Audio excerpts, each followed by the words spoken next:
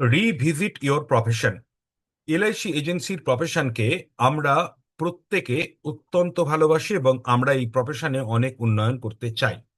কিন্তু আমাদের এই প্রফেশনের গুরুত্ব কতটা, আমরা এই প্রফেশনকে এক্স্যাক্টলি কেন চয়েস করেছি, আমরা আমাদের জীবনে যে পর্যায়ে থাকি না কেন, আমরা নতুন এজেন্ট হই, পুরানো হই, অনেক পুরানো হই, সবাইকে কিন্তু মাঝে মাঝে ঘুরে দেখা দরকার যে আমরা কেন এই প্রফেশনে যোগদান করেছি। তাই আমি এখন দেখাবো যে এলআইসি এজেন্টের প্রফেশনের গুরুত্বের জায়গাটা। তো আপনার এই ইন্স্যুরেন্স এজেন্সি প্রফেশন আপনার জীবনে কি কি পরিবর্তন আনবে একবার আমরা দ্রুত দেখে নিই। সেটা হচ্ছে যে এলআইসি এজেন্ট ভারতের জনগণকে জীবন সুরক্ষা প্রদান করে, অর্থাৎ জীবনের আর্থিক সুরক্ষা প্রদান করার জন্য অত্যন্ত মহৎ একটি পেশা। এছাড়া এলআইসি এজেন্টের টপ 20% যারা, তারা কিন্তু বছরে 12 লাখ টাকার উপর ইনকাম করে। ইয়েস, টপ 20% এজেন্ট প্রায় বছরে 12 লাখ টাকার উপর ইনকাম করে ফার্স্ট ইয়ার এবং রিনিউয়াল কমিশন নিয়ে। আর 1% এজেন্ট তারা তো শুধু ফার্স্ট ইয়ার থেকেই 12, 14, 15, 20 লাখ টাকা ইনকাম করেন। এলআইসি এজেন্সি আজ বিশ্বের সর্বোচ্চ বেতনের পেশা হিসাবে বিবেচিত। অর্থাৎ সারা বিশ্বে যদি আপনি দেখেন যে কোন কোন প্রফেশনে সবচেয়ে বেশি ইনকাম করা যায়, তার মধ্যে একটি পেশা হলো এলআইসির এজেন্সির পেশা। আপনি কম মূলধন বিনিয়োগ করে, এখানে যে দুটো মূলধন লাগে সেটা কিন্তু আর্থিক মূলধন তেমন লাগে না। একটা হলো আপনার সময়, আর একটা হলো আপনার ডেডিকেশন বা ত্যাগ স্বীকার। কিছু জায়গায় অবশ্যই আপনাকে ত্যাগ স্বীকার করতে হবে, আর সময় বিনিয়োগ করতে হবে। বাকি মূলধন বলতে টাকা পয়সা বিরাট কিছু কিন্তু প্রথম দিকে আপনার লাগে না, পরে পরে কোনো কোনো কারণে আপনার লাগতে পারে, বাট মূলধন কিন্তু অন্যান্য যে কোনো জায়গার তুলনায় অনেক কম। একবার ভেবে দেখুন, যদি কোনো এজেন্ট মিনিমাম 50,000 টাকাও মাসে ইনকাম করেন, তাহলে তার বছরে হয় প্রায় 6 লাখ টাকা ইনকাম। 6 লাখ টাকা ইনকাম করতে গেলে 6 লাখ টাকা ইনকাম করতে গেলে একটা মানুষকে কমপক্ষে 15, 20, 30 লাখ টাকার ইনভেস্টমেন্ট করতে হয়, তাও সেটা ব্যবসার জায়গায়। আর যদি এই 6 লাখ টাকা তাকে ইনকাম করতে হয় ব্যাংকের ইন্টারেস্টের দ্বারা, তাহলে প্রায় 1 কোটি টাকা কিন্তু তাকে ব্যাংকে রাখতে হবে। তাই আপনি বুঝতে পারছেন কত কম মূলধনে এইখানে আমরা কাজ করি, এবং নিজের কাজের যে সময় নির্ধারণ করি তার কিন্তু স্বাধীনতা রয়েছে। আমরা আমাদের যে কোনো সময়কে আমাদের কাজের সময় হিসেবে পরিণত করতে পারি। হ্যাঁ, আমাদের অভ্যাস তৈরি হয়ে যাবে কিছুদিনের মধ্যে, অনেকের অভ্যাস তৈরি হয়ে গেছে যে সকালে কতক্ষণ কাজ করব, বিকালে কতক্ষণ কাজ করব, দুপুরে আদৌ কাজ করব কিনা, রাত্রে কতক্ষণ কাজ করব। কিন্তু এটাকে আমরা যে কোনো সময় চেঞ্জ করে নিতে পারি। মনে করলে আমরা যে কোনো সময় 2-3 দিন ছুটি নিতে পারি, আবার মনে করলে কোনো সপ্তাহে অত্যন্ত ভালোভাবে এই কাজে নিয়োজিত করে আমরা নিজেকে 12, 14, 16 ঘন্টা পর্যন্ত আমরা কাজ করতে পারি। আর তাছাড়া যারা নতুন তরুণ তরুণী এজেন্ট যোগদান করছেন এই কাজে, তারা প্রযুক্তি প্রেমী বা ডিজিটাল মিডিয়াতে তারা ভালো কাজ করতে পারেন, অনলাইনে ভালো কাজ করতে পারেন। তাদের জন্য যদি তারা ডিজিটাল মিডিয়াকে ব্যবহার করেন, তাহলে এই কাজে তারা বিপ্লব ঘটাতে পারে। আর যারা একটু বয়স হয়েছে বা যারা একটু পুরানো, তাদেরকেও বলবো যে আপনারাও কিন্তু প্রযুক্তি বা ডিজিটাল মিডিয়াকে বা অনলাইনটাকে যদি রপ্ত করে নেন, তাহলে এই কাজে কিন্তু আপনিও বিপ্লব ঘটাতে পারেন। আপনার জীবনের উদ্দেশ্য কি, সেই উদ্দেশ্যের অনুভূতি পাবেন কিন্তু এই এলআইসি এজেন্সি প্রফেশনে। কেন, দেখুন, মানুষের জীবনের কয়েকটি উদ্দেশ্য থাকে। তার প্রথম উদ্দেশ্য অবশ্যই তার নিজের পায়ে দাঁড়ানো, এবং দ্বিতীয় উদ্দেশ্য হচ্ছে তার পরিবারকে সুখ সমৃদ্ধি এবং আর্থিক সমৃদ্ধি দেয়া।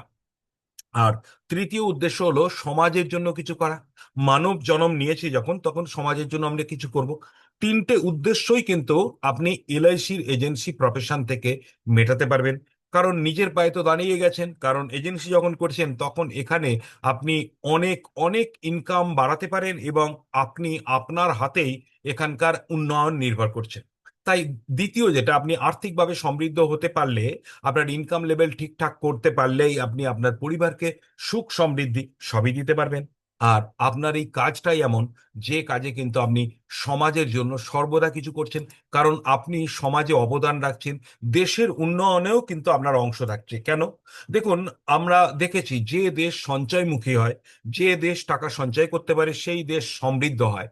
আর যে দেশ টাকা নষ্ট করে ফেলে, বিভিন্ন ফুর্তি করে আমোদ করে, তারা কিন্তু ধীরে ধীরে তাদের আর্থিক অবস্থা খারাপ হয়। তো আমাদের দেশের উন্নয়নের সবচেয়ে বড় যে পরিকাঠামো, সেটা কিন্তু অনেকটাই এলআইসি তৈরি করেছে। কেন, এলআইসি মানুষকে সঞ্চয় করা শিখিয়েছে, এবং কার মাধ্যমে করেছে না, আপনার মাধ্যমে। আপনার মতো এখানে 14.5 লক্ষ এজেন্ট কাজ করেন।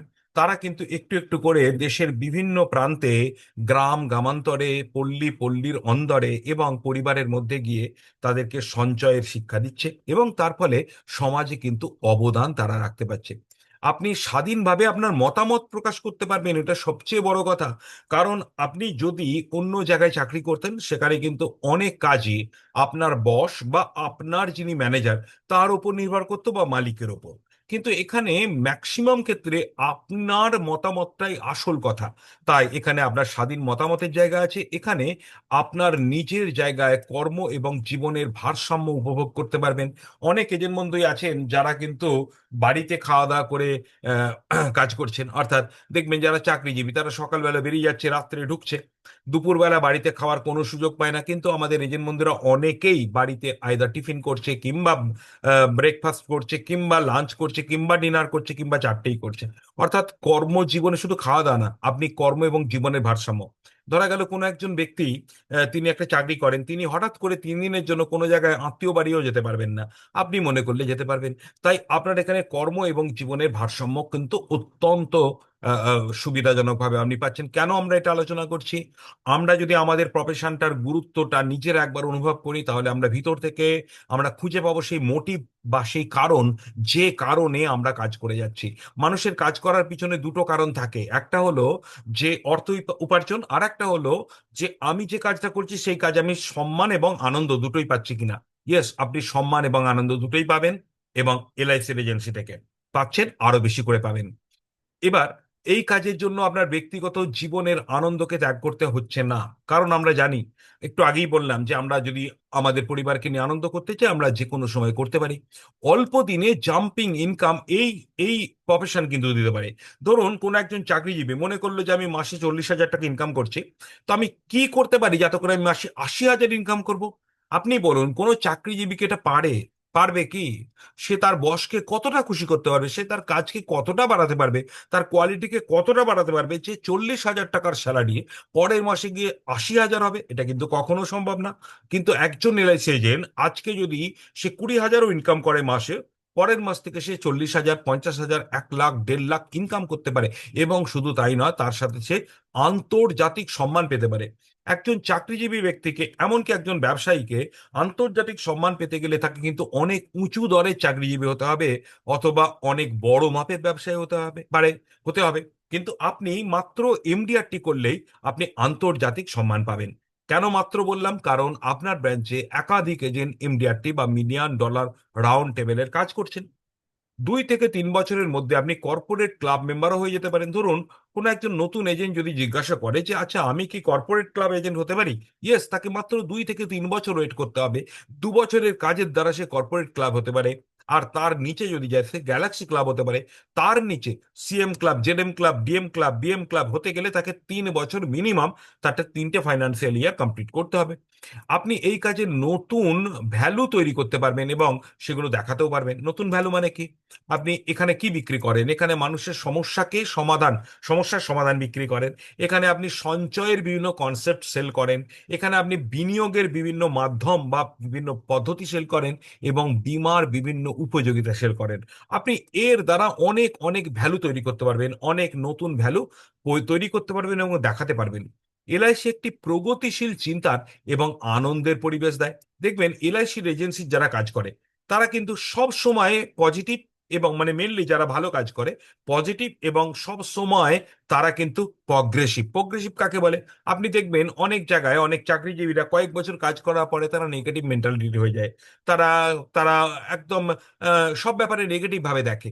কিন্তু একজন এলআইসির সঠিক এজেন্ট, সে কিন্তু সব জিনিসকে পজিটিভ আকারে দেখে, সব জিনিসকে, অর্থাৎ খারাপের মধ্যে ভালো খুঁজে নেয়। তাই প্রগতিশীল চিন্তা মানে ওপেন মাইন্ডেড চিন্তা করতে পারে। শুধু তাই না, আজ যেখানে দাঁড়িয়ে আছি আগামীকাল অনেক উঁচুতে উঠতে পারবো, এই চিন্তাটাকেও প্রগতিশীল চিন্তা বলি।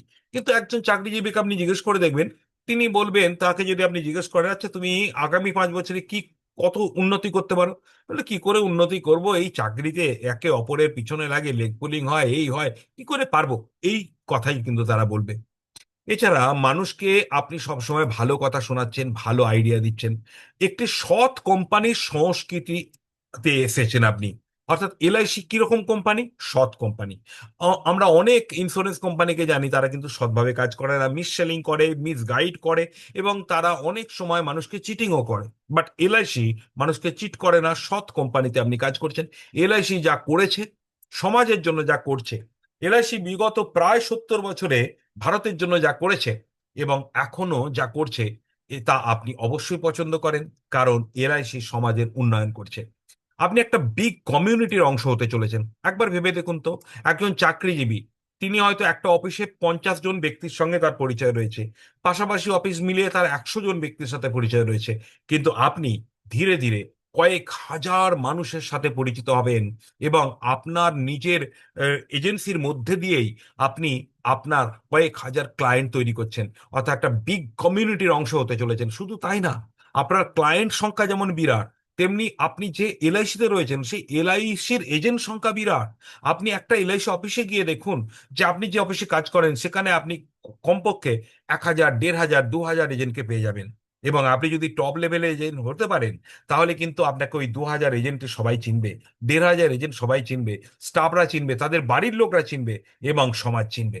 অবাক হয়ে যাবেন যে কত মানুষ ভবিষ্যতের জন্য এলআইসিতে কত বড় পরিমাণ টাকা সঞ্চয় করতে পারে। আমরা এখন হয়তো ছোট ছোট পলিসি বিক্রি করি অনেকে, কিন্তু আপনি যখন আরো বড় সেল করতে শিখে যাবেন, তখন আপনি বুঝতে পারবেন যে মানুষ তার ভবিষ্যতের জন্য এলআইসিতে কত বড় বড় পরিমাণে টাকা সঞ্চয় করতে পারেন। দেখুন, এই কয়েকদিন আগেই আমার এমবিআরটি কোর্সের এক এজেন্ট বন্ধু 10 লাখ টাকার প্রিমিয়ামের একটা পলিসি প্রপোজাল দিয়েছেন, এবং এই ধরনের পলিসি কিন্তু আমরা নর্মাল জায়গাতেও পাচ্ছি। আর যদি এলআইসির কথা ভাবেন, তাহলে এলআইসিতে 1 কোটি 1.5 কোটি টাকা ইয়ারলি প্রিমিয়াম দেয় এমন কাস্টমারও পাবেন। কাজের পদ্ধতি এবং পলিসিগুলি মানে পণ্যগুলির সাথে উদ্ভাবনীর জন্য সর্বদা সুযোগ পাবেন। কাজের পদ্ধতি আপনি একবার ভেবে দেখুন, যে আজ থেকে 2 বছর আগে আপনি যেভাবে কাজ করতেন, এখন আপনি নতুন ভাবে কিছু করছেন। আজ থেকে যারা পুরানো এজেন্ট আছেন, তারা 10 বছর আগে যেভাবে কাজ করতেন, এখন নিশ্চয়ই নতুন ভাবে কিছু করছেন। দেখুন, 10-15 বছর আগে আমরা টেলিফোনে কাজ করতাম না, আমরা ভিডিওর মাধ্যমে কিছু কল করতাম না, আমরা হোয়াটসঅ্যাপে কিছুই পাঠাতাম না। আজকে আপনি হোয়াটসঅ্যাপে পাঠাচ্ছেন, আজকে অনলাইন আনন্দের অ্যাপের মাধ্যমে আপনি পলিসি অ্যাডজাস্ট করছেন। আপনি এখন বাড়িতে বসে কাস্টমারকে প্রিমিয়াম দেয়া করাচ্ছেন। অর্থাৎ কাজের পদ্ধতি এবং পলিসিগুলোর নতুন উদ্ভাবনী জায়গা তৈরি হচ্ছে। আজ থেকে কয়েক বছর আগে জীবন উৎসবের মতো ভালো পলিসি ছিল না, এখন আমরা সারা জীবনের গ্যারেন্টেড ইনকাম দিচ্ছি জীবন উৎসবে। তার আগে এসেছে জীবন উমang, তারও আগে এগুলোও ছিল না। সো আমরা নতুন নতুন পলিসি উদ্ভাবন করছি, এবং সেই পলিসিগুলোকে নিয়ে নিজেরা আরো আরো অনেক বেশি কাজ করছি। আর যারা নতুন এজেন্ট, তাদের জন্য বলবো যে এটাকে আপনি একটা ইন্টার্নশিপের মতো নিয়ে নিন। অর্থাৎ আপনি ভাবুন যে একজন ডাক্তার, তার 4.5 বছর এমবিবিএস পড়ার পর আরো 1 বছর তাকে ইন্টার্নশিপ করতে হয়। ইন্টার্নশিপ মানে হাতে কলমে শিখতে হয়। আবার তাকে তারপরে আবার 3 বছর এমডি বা এমএস, সেটাও কিন্তু একটা ট্রেনিং নিতে হয়। অর্থাৎ তবে সে এমডি হয়। তারও পরে তাকে 1-2 বছর কোনো হসপিটালে কাজ শিখতে হয়, তারপরে কিন্তু সে ডাক্তার হয়। ঠিক সেরকম একটু আগেই আমি একটা বিশেষ কারণে একজন ব্যারিস্টারের কাছে গিয়েছিলাম, একটা অন্য কারণে, ব্যক্তিগত কারণে। তো ওনার অফিসে গিয়ে দেখলাম অনেক ইয়াং ছেলে মেয়ে একসাথে বসে কাজ করছে, এবং তারা বিভিন্ন পেপারপত্র, তার পেপারগুলো পড়ছে। কেন? আমি বুঝতে পারলাম যে এরা সবাই ইন্টার্ন। ইন্টার্ন মানে ওনার আন্ডারে ওরা কিন্তু ল পড়ছে। তো ল পড়তে পড়তে ওরা কিন্তু ইন্টার্নশিপ করছে। তার মানে কি, ওনারা শিখছেন যে কি করে তারা বড় উকিল হবেন। তো আজকে ভেবে দেখুন, বর্তমানে পুরো জীবনের জন্য প্রস্তুত যদি নাও হন, আগামী দিনে পুরো জীবনের জন্য প্রস্তুত হওয়ার জন্য এই সময়টাকে ইন্টার্নশিপ নিন। আর যদি আপনি নতুন এজেন্ট হন, তাহলে এই আগামী 7 মাস আপনি যদি আমার সুপার 6 কোর্সে করেন, তাহলে আপনি আগামী 7 মাস ভেবে নিন যে আমি শিখবো শিখবো এবং কাজ করবো। So it is the benefit of insurance agency, যেখানে আপনি আনলিমিটেড ইনকাম পাবেন, ইন্ডিপেন্ডেন্ট কেরিয়ার পাবেন, রিটায়ারমেন্টের কোনো বয়স নেই, গ্র্যাচুইটি পাবেন, এবং আপনার ওয়ার্কিং আওয়ার ফ্লেক্সিবল পাবেন। এখানে আপনার বয়স যাই হোক না কেন এজেন্সিতে যোগদান করেছেন, এবং বয়স যাই হোক না কেন আপনি সারা জীবন এজেন্সি কাজ করতে পারবেন। ইট is the benefit of housewife যারা, তাদেরও কারণ রয়েছে তারা কেন এলআইসি এজেন্সি করবে। এলআইসি এজেন্সিতে আপনি অনেক বেশি অনেক বেশি পুরস্কার পাবেন, এটা একটা সাকসেসফুল টিম পাবেন, আপনি আপনি এখানে অনেক ভালো ইনকাম পাবেন, আপনি স্বাধীনতা পাবেন, ওয়ার্ল্ড ক্লাস ট্রেনিং পাবেন যেমন আজকেও পাচ্ছেন। আর আপনি কেরিয়ার এজেন্সি সিস্টেমে বিভিন্ন কমিটমেন্ট করবেন, বড় টার্গেট নেবেন, এবং বড় কিছু করতে পারবেন। এই আশা এবং এই ভরসা রেখে আমি আপনাদেরকে আজকের ট্রেনিং ক্লাসে উপস্থিত হওয়ার জন্য পুনরায় জানাই ধন্যবাদ এবং শুভেচ্ছা। আজকের ক্লাসে আমরা প্রথমে দেখলাম যে এই এলআইসি এজেন্সিটা কেমন, এবং আমরা নতুন করে উপলব্ধি করলাম যে এই এজেন্সিতে এসে আমরা কেউ কোনোদিন ভুল করিনি। মাঝে মাঝে কি হয়, মাঝে মাঝে আমাদের মনের মধ্যে শঙ্কা লাগে। কখন লাগে? যখন আমরা কাস্টমারের সরি সন্ধানে বেরোই, হয়তো উপযুক্ত কাস্টমার পাচ্ছি না, তখন আমাদের মন খারাপ হয়ে যায়। আবার কখন মন খারাপ হয়ে যায়? যখন আমরা কোনো কাস্টমারের বাড়িতে গেলাম, তিনি পলিসি করবেন বলেও করলেন না, কিংবা আমরা 10 জন ব্যক্তির কাছে গেলাম, দেখা গেল যে 8 জন আমাকে না করে দিল, তখন কিন্তু আমাদের মনটা একটু খারাপ হয়ে যায়। কিন্তু এটা জানবেন, আমাদের প্রফেশনের কোয়ালিটিটাই এমন, যেখানে আমরা আমরা আসল কাস্টমারকে খুঁজতে গেলে তার আগে 10 12টা 15টা 20টা 50টা আমাদেরকে এমন ব্যক্তির সঙ্গে মিট করতে হবে, যারা কিন্তু আমাদের কাছে পলিসি হয়তো করবে না, বাট দে উইল ডু। তারা কিন্তু করবে। কখন করবে? তারা কখন করবে? তারা তখন করবে যখন তার পছন্দ হবে। পছন্দ করানোর জন্য আপনি কি করবেন? পছন্দ করানোর জন্য আপনি যেটা করতে হবে সেটা হচ্ছে শিক্ষা। আমাদের এখানে কি শিক্ষা নিতে হবে সেটাও কিন্তু আমি একবার আলোচনা করব। সেটা হচ্ছে আমাদের এখানে 3 4টে শিক্ষা খুব দরকার। একটা হলো, আমি আপনাদের জন্য লিখে দেখাচ্ছি, জাস্ট 1 মিনিট। একটা হলো স্কিল ডেভেলপমেন্ট। আপনাদের দেখার জন্য আমি এখনই শেয়ার করে দিচ্ছি।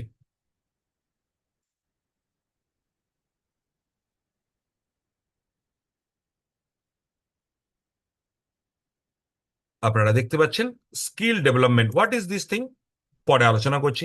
আর একটা হচ্ছে নলেজ আপডেট। আর একটা, সেটা হচ্ছে যে আপনার হ্যাবিট চেঞ্জেস, কিছু হ্যাবিট চেঞ্জ করতে হবে। আর মাইন্ড সেট আপ, এই কয়েকটা জিনিসই কিন্তু আপনাকে সারা জীবন করে যেতে হবে। স্কিল কেন লাগে? একবার ভেবে দেখুন, একবার ভেবে দেখুন স্কিল আমাদের কেন লাগে। স্কিল এই জন্য লাগে যে আমাদেরকে কাস্টমারকে প্রেজেন্টেশন করতে হয়, আমাদেরকে কাস্টমারের থেকে অ্যাপয়েন্টমেন্ট নিতে হয়, আমাদেরকে কাস্টমারকে অ্যাপ্রোচ করতে হয়, কাস্টমারকে মোটিভেট করতে হয়, কাস্টমারকে ইন্সপায়ার করতে হয়, কাস্টমারকে সার্ভিস দিতে হয়, কাস্টমারকে পলিসিটাকে কমপ্লিট করাতে হয়, ক্লোজ করাতে হয়, এবং কাস্টমারের সঙ্গে ভালো যোগাযোগ রাখতে হয়। একবার ভাবুন তো, এর বাইরেও কিছু কাজ আছে। যেমন নিজের নামের প্রচার করতে হয়, নিজের পরিচিতি বাড়াতে হয়, এবং এলআইসির সম্পর্কে মানুষের মনের ভুল ধারণাগুলোকে মেটাতে হয়। এলআইসি সম্পর্কে ছাড়াও যদি কোনো পলিসি সংক্রান্ত ডাউট থাকে, অবজেকশন থাকে, সেগুলো তাদের মেটাতে হয়। তো এই যে এতগুলো কাজ করতে হয়, একজনকে গাড়ি চালাতে গেলে গাড়ি চালানো শিখতে হয়, তাই কি না? একজনকে ইলেকট্রিক্যাল মেকানিক হতে গেলে ইলেকট্রিক্যাল কাজ শিখতে হয়, একজনকে গাইতে গেলে গান শিখতে হয়, একজনকে খেলতে গেলে খেলা শিখতে হয়। তো আপনি তো একাধিক কাজ করেন, তাহলে আপনাকে তো অনেক কিছু শিখতে হবে। সব তো আমরা জন্মগত ভাবে শিখি না। আমরা জন্মগত ভাবে আমরা কথা বলতে শিখিনি, আমরা জন্মের পর শিখেছি। আমরা জন্মগত ভাবে হাঁটতে শিখিনি, হাঁটতেও আমরা পরে শিখেছি। এবার আমরা সবাই কিন্তু ইউজেন বোল্ট হতে পারি না, আমরা সবাই কিন্তু পিটি উষা হতে পারি না, কারণ তারা এমন ভাবে ছুটতে শিখেছে যারা বিশ্বের চ্যাম্পিয়ন হয়ে গেছে। বাট আমরা ছুটতে সবাই পারি, আমরা হাঁটতে সবাই পারি, আমরা কথা বলতে সবাই পারি। কিন্তু আপনি যে পেশায় আছেন, এখানে শুধু কথা বললে হবে না, আপনাকে অ্যাট্রাকটিভ কথা বলতে হবে। আপনাকে এমন কথা বলতে হবে যাতে করে ফোনে তার তার সঙ্গে কথা বলে তার মন গলানো যায়, তার প্রতি তার আপনার প্রতি আকর্ষণ তৈরি করানো যায়। আপনাকে ফোনে এমনভাবে কথা বলতে হবে যে ফোনে ফোনে আমি অ্যাপয়েন্টমেন্ট নেব তার। আমাকে ফোনে এমনভাবে কথা বলতে হবে যে তার মনের কোনো নেগেটিভ কথা থাকলে কাস্টমারের, আমি সেটাকে কাটাতে পারবো। অর্থাৎ আপনাকে ফোনে কথা বলা প্র্যাকটিস করতে হবে। আপনাকে শুধু ফোন কি, আপনাকে সাক্ষাৎ করে একটা অপরিচিত মানুষকে পরিচিত করতে হবে। তাহলে এর জন্য স্কিল লাগবে। নর্মাল কথা বলা জানলেই হবে না, শুধু কথা বলা জানলেও হবে না, আপনাকে ভয় লজ্জা কাটানোর অভ্যাস তৈরি করতে হবে। এবং আপনাকে বেশ কিছু এমন স্কিল শিখতে হবে যাতে করে মানুষকে আপনি নিজের করে নিতে পারেন, আপন করে নিতে পারেন। আপন বলতে অন্তত তার সঙ্গে পরিচয় করা সম্ভব হয়, তাই কি না? তাহলে প্রতিটা লেভেলে আপনাকে স্কিল শিখতে হবে, শিখতে হবে, তাই কি না? আপনি পলিসি সম্পর্কে নলেজ পেয়ে গেলেন, তাহলে কি আপনি প্রেজেন্টেশন করতে পারবেন? না, প্রেজেন্টেশনের জন্য স্পেশাল স্কিল শিখতে হবে। সেটা কমিউনিকেশন স্কিল শিখতে হবে, তার মধ্যে কিছু আপনাকে কনসেপ্ট সেলিং শিখতে হবে, কিছু ইমোশনাল সেলিং শিখতে হবে, কিছু ক্যালকুলেশন শিখতে হবে, তাই কি না? এগুলো সব হচ্ছে skill. So you have to learn so many skills. যদি বলেন তাহলে আমরা এত বছর কাজ করছি, আমরা কি স্কিল শিখিনি? দেখুন, অবশ্যই। আপনি খেলাতে দেখেছেন, ক্রিকেট খেলা, ফুটবল খেলায় দেখেছেন যে অনেক খেলোয়াড় থাকে, কিন্তু সবাই ন্যাশনাল লেভেলে খেলার সুযোগ পায় না। কারা পায়? যারা ওরই মধ্যে বেশি স্কিল দেখাতে পারে, যারা ওরই মধ্যে বেটার পারফর্ম করতে পারে, তাই না? যাদের ভুল কম হয়, যাদের আম, মানে কৌশল ভালো থাকে, যাদের প্র্যাকটিস বেশি থাকে। ঠিক তেমনি আমাদের এই প্রফেশনে আপনি এখনো স্কিল ব্যবহার করছেন, এখনো আপনি অ্যাপয়েন্টমেন্ট নিচ্ছেন, এখনো আপনি প্রেজেন্টেশন করছেন, এখনো আপনি অবজেকশন হ্যান্ডলিং করছেন, এখনো নতুন মানুষের সঙ্গে পরিচয় করছেন। বাট এটাকে আরো আরো বেটার যত করতে পারবেন, তত কিন্তু আপনি ন্যাশনাল লেভেলে চলে যাবেন, ইন্টারন্যাশনাল লেভেলে চলে যাবেন। অর্থাৎ আপনি লেভেল আপ করতে পারবেন। তাহলে লেভেল আপ করতে গেলে কি চাই? স্কিল আপ করতে হবে, স্কিল ডেভেলপমেন্ট করতে হবে। তো আমাদের কি কি স্কিল ডেভেলপমেন্ট করতে হবে সেটা জানতে গেলে একটু আগে যেটা বলেছি সেটা কিন্তু খেয়াল রাখবেন, যে আপনাকে যে কাজগুলো করতে হয় সেই কাজগুলো স্কিল, এমনকি টাইম ম্যানেজমেন্ট স্কিল। কেন? আমরা কিছুদিন কাজ করার পরে আমাদের সমস্যা কি হয়? যে আমরা অনেক কাজ করতে চাই কিন্তু করতে পারছি না, অনেক কাজ করা উচিত কিন্তু করতে পারছি না। কেন পারছি না? আমাদের টাইম ম্যানেজমেন্টের অভাব হচ্ছে। তাহলে টাইম ম্যানেজমেন্ট একটা স্কিল, যেটা কিন্তু আপনাকে শিখতে হবে। So there are so many skills you have to develop, you have to develop. এবং নলেজ আপডেট করা দরকার। তো চলুন আমি আপনাদেরকে এখন একটুখানি দেখাতে চাইছি যে আমাদের কি ধরনের স্কিল ডেভেলপমেন্ট করা দরকার। তারপরে আমি কেন আজ আমরা প্রথম ক্লাস নিচ্ছি, আমরা কি শিখব, কেন শিখব, কিভাবে শিখব, প্রতিটা জানা দরকার। তবেই কিন্তু আমরা আমাদের কেরিয়ারে বুস্ট আপ করতে পারবো। তো চলুন, হোয়াট আর দ্য স্কিলস, চলুন আপনাদের আমি একটা জিনিস শেখাই। আলটিমেটলি এটা আপনাদের ইউজ করতে হবে, সেটাকে আমি বলবো, that is called artificial intelligence. তো ওটা করে ফেলার পর আমি দেখাচ্ছি, 1 মিনিট একটুখানি আমি করতে দিন। What are the skills required for an LIC agent to level up? অর্থাৎ আপনি লেভেল আপ করতে চাইছেন, আপনি আরো উপরে যেতে চাইছেন, আপনার কোন কোন স্কিল দরকার। তো চলুন আমি সেটা আপনাদের সামনে এখন দেখাবো।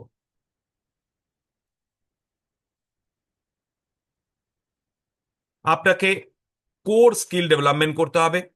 যারা দেখতে পাচ্ছেন না তাদের জন্য বলবো যে তারা স্ক্রিনটাকে একটু বড় করে নিতে পারেন, তাহলে আপনি এটা দেখতে পাবেন স্ক্রিনকে বড় করা যায়। কোর স্কিল গ্রোথ, অর্থাৎ কাস্টমার সেন্ট্রিক বা ক্লায়েন্ট সেন্ট্রিক কমিউনিকেশন, সবচেয়ে বড় স্কিল যেটা এখানে বেশি দরকার হবে সেটা হচ্ছে কমিউনিকেশন স্কিল।